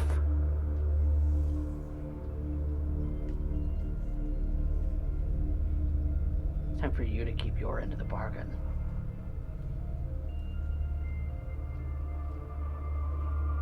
If you're the one who wants this ended, Shireth, or we, Jess, or whoever you are,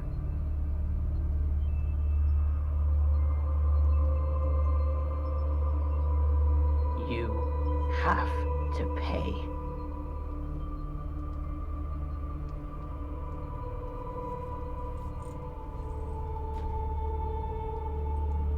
Casimir, do you have any words to add to Mordecai's? Or to the professor's? Are you electing not to answer? Okay. And Bright is sticking to her guns that this is a bad deal.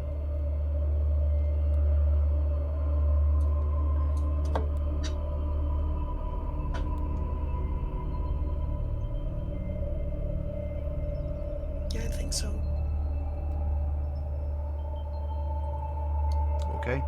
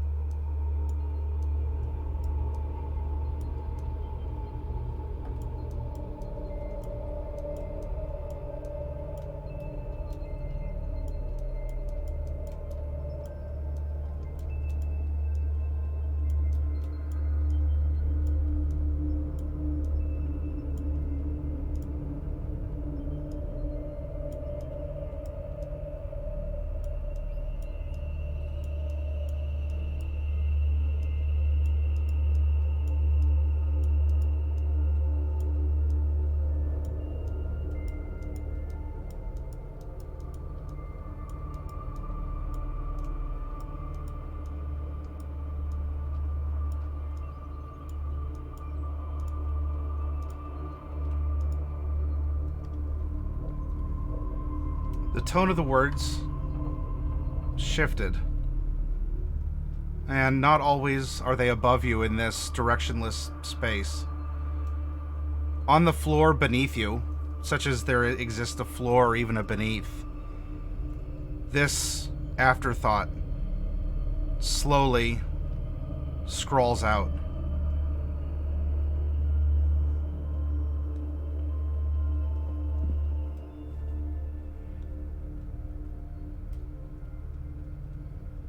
Saying or doing anything? If not, that's fine. Curie. No, this is Jade. These are Jade's words. Jade. I don't understand. Why would you? We were a team. Oh. Oh no. Oh, I love that dog move. Don't make me feel bad for the empty void.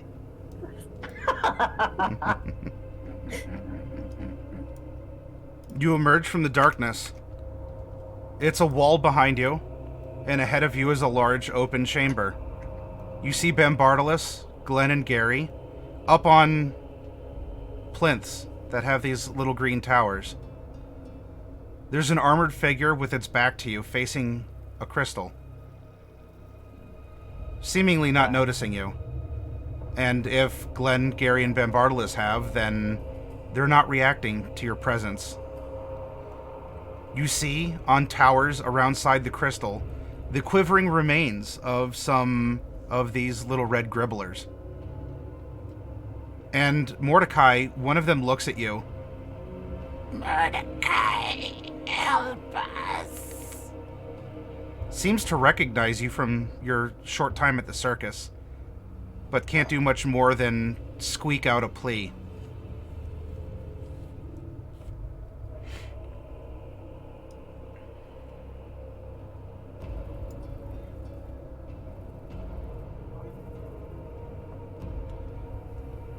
The armored figure turns around, its great horns sweeping back. Rusty armor, powerful presence. At an unspoken command, it seems like Bambardalis and his boys take no offensive action, but they step down from their plinths.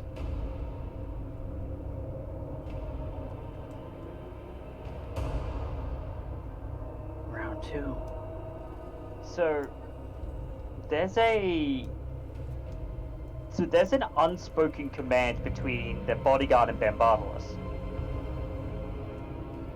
You have, presumably, the bodyguard can presumably hear, maybe speak, but you've never actually seen it happen, or heard it happen.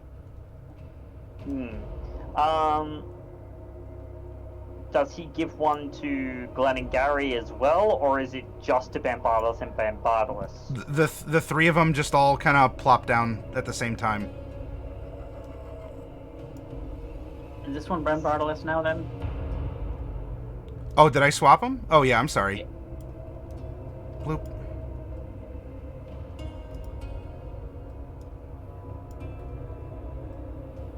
Cypher would speak telepathically to the other three. I think the bodyguard's controlling them. Can we reply back telepathically or no? You can. Oh, you can? You can. You can't initiate telepathic conversations, but if I keep it open, it does allow for responses. Oh, okay. But they're short and a little more disjointed than someone who does have telepathy. But you can't start telepathic communication with me, and you can't cut it off voluntarily. I have to cut off the telepathy. So do we focus fire? Is that the plan? Focus fire the bodyguard. I have a feeling that... Or Gary. No. You know what might be coming, right? But... No, I think the bodyguard, who I think may be the investigator, twisted beyond recognition by Abishai.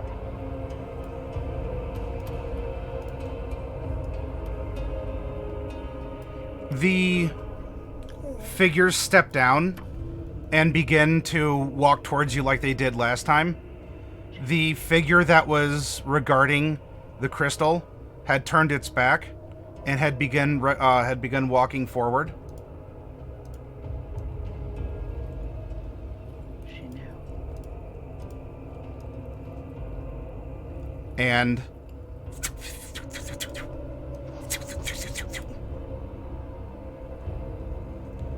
the bodyguard is suddenly wrapped in energy, or I used green to stand out against the dark rock, but it would have been this same blackness that the bodyguard, that you had saw the bodyguard manifest, Professor.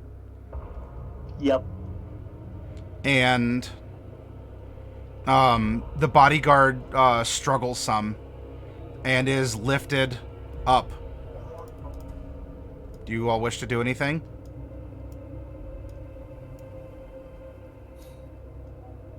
I don't know what we can do. Is the energy just restraining? No, it's lifting him, obviously.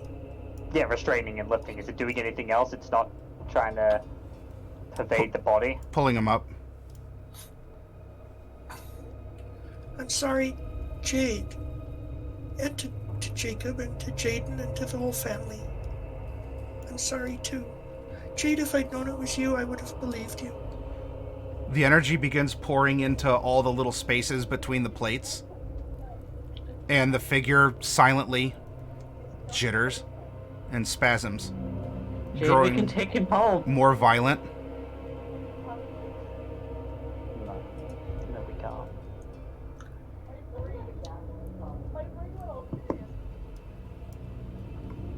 The figure's ripped apart in front of you. Armored pieces clattering to the ground. And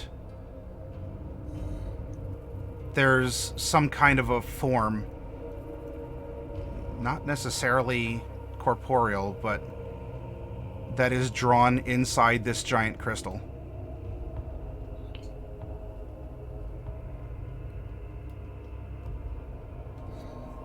And there's almost like this shadowy hand and face that are the last things to get pulled inside.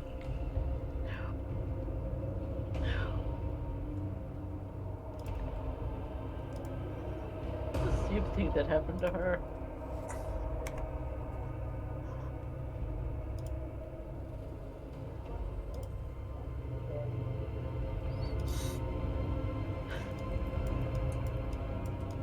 Be at rest, investigator. You've done enough. Your vigil is finished.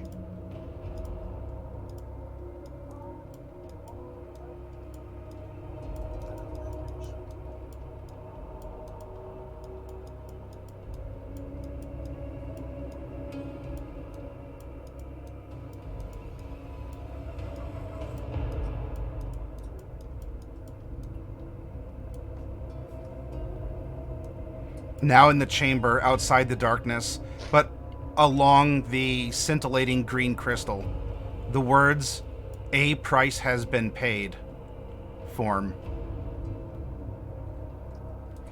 Bombardalus, Glenn, and Gary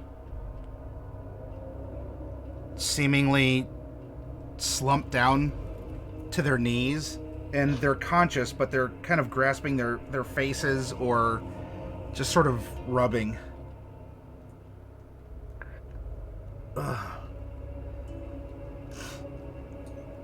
And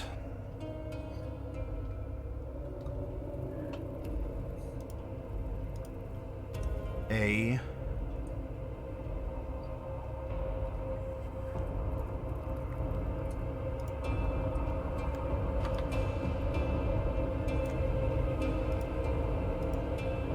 well, that's supposed to be a black circle. Now opens as like a void. And this begins to start cracking outwards. Ben Bartles looks at you all through squinted eyes and gritted teeth. It happened. I don't know how she knew.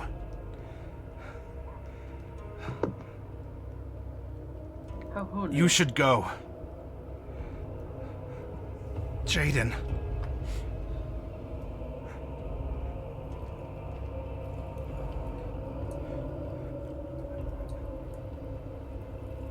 We came here for the three of you and for Jaiden.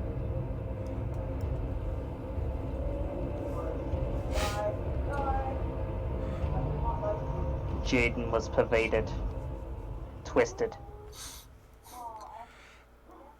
There's apparently, oh, my head. And he is in extreme pain. He grits his teeth. He sort of rides out a wave of pain. And still a hope, but go. Go where? We can follow. I'll help you with that bitch. I just need time.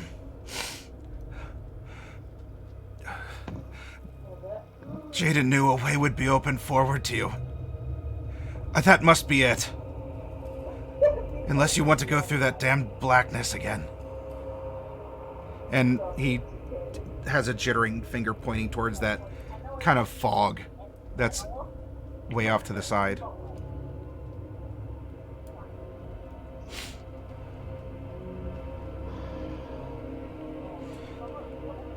Let's go. Wait, but... And... I'm gonna cast Aura of Vitality, and I'm going to give Glenn, Gary, and Bambarlis some hit points as I walk around. Okay.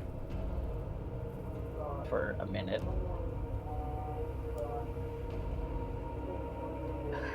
Good thing I didn't get rid of that one.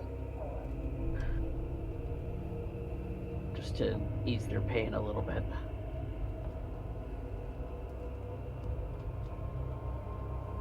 We either all go forward or we don't.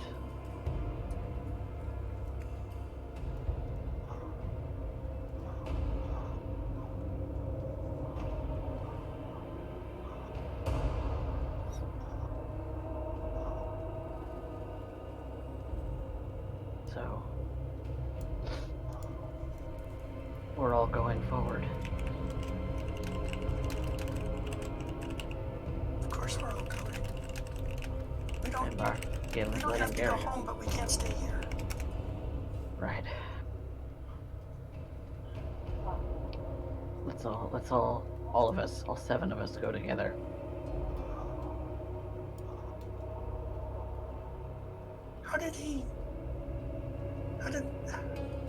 How did all of you get controlled at once?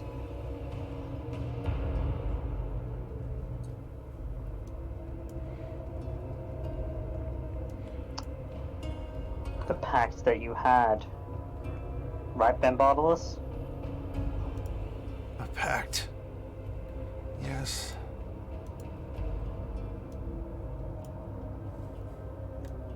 Whoops. Oh, come on. Ah. Well, whatever. The hole's getting smaller. We have to go. All of reality seems to be shifting. Let's all That's go. probably We all have to go. not beyond the effects of what's happening as well. We have to go. Then we go. It's not your wife that has control of the pact anymore, is it, Bart? Your ex-wife that has control of the pact anymore, is it, Bambarlis? Ah!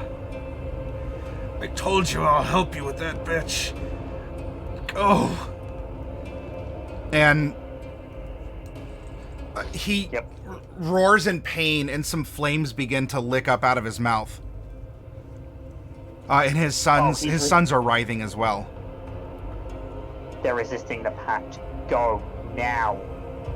Here we go. Yeah, this would be a Yep, good time we're to get out of going. here. Yeah, let's go. We're leaving. We're leaving. Casimir, are you strong enough to carry Mordecai? Did you really just ask me that? Somebody has to. He skips up Mordecai and flies that. Am I strong enough? What? I mean, you've been dead all day. As if I. Let's not He's be been dead a little longer than that, I think.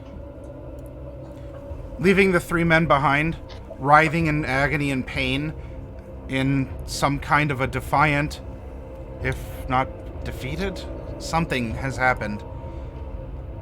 But they're in a state. The hole's getting smaller, bright, you can easily fly through. Followed by the spectator. You can get through as well. Mordecai, I would like you to make an acrobatics check for me. pretty good at this. Unless it's 14. You could do this at advantage. This is going to be kind of similar to the antics. 15's technically better than 14. It's I'm gonna okay. use my plus ones. You don't have to. Okay. You managed to pull your tail through in time, because like Casimir is getting you here, but you have to like almost like hold on, wrap around in your tail. You had to do like a maneuver real quick, as that was the last thing to go through before it got a little uncomfortable trim. Honey, run.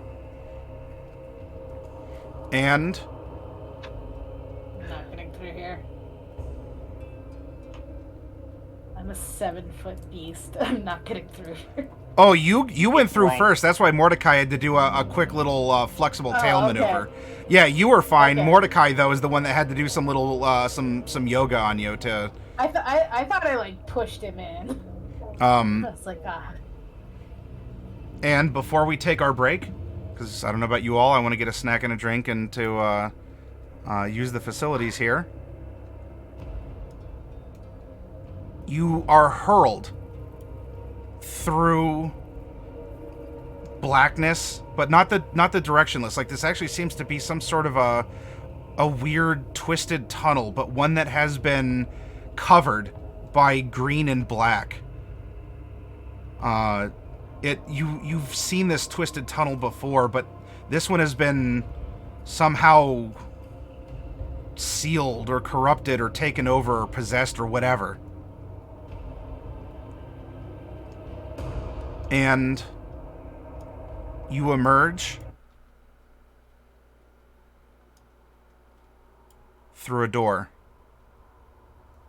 here.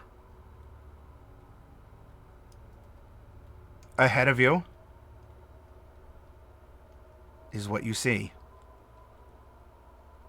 Crackling globes, stacks of old books, papers, scrolls, diagrams, and at the very end of this place, you see Miss Mercury tied to or strapped to a table. You see some great generator that's harvesting this hellish the hellish lightning, as you see outside the windows near continual crack-a-booms that weren't just the intermittent ones that you saw while you were traveling all through this place. But it would seem you now know why all the lightning seemingly had a unilateral direction, save for the odd strike here or there. All of this energy has been pooling at the tower, at its top, and whatever device this is. And standing next to Miss Mercury, amid all these contraptions and cables, is a disjointed blue figure. That of Abishai. Though a little bit more disjointed than you remember seeing it in the pit. And as you emerge through the door, you hear Abishai, after giving a strong smack across the bound Miss Mercury's face, gets in close. You'll tell me what happened.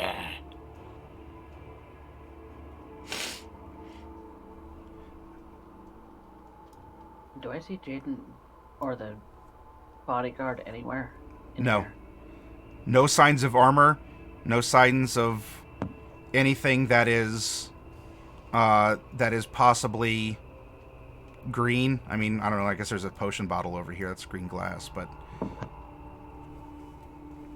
the last thing that could have been remotely a sign of Jaiden might have been that hallway. Maybe those were faces in the wall, or it seemed like strong arms, like holding the walls or the ceiling up or open in this roiling mass.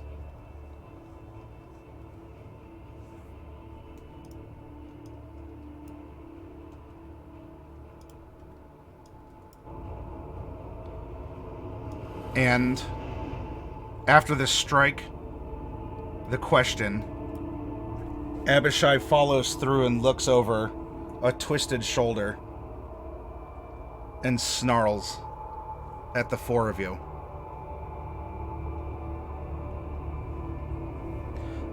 And we're going to break here and come back and find out what's going to happen. For everyone out in the audience, 10-15 minutes, all right? We take a little bit longer break because, you know, we're sitting down. It was kind of intense.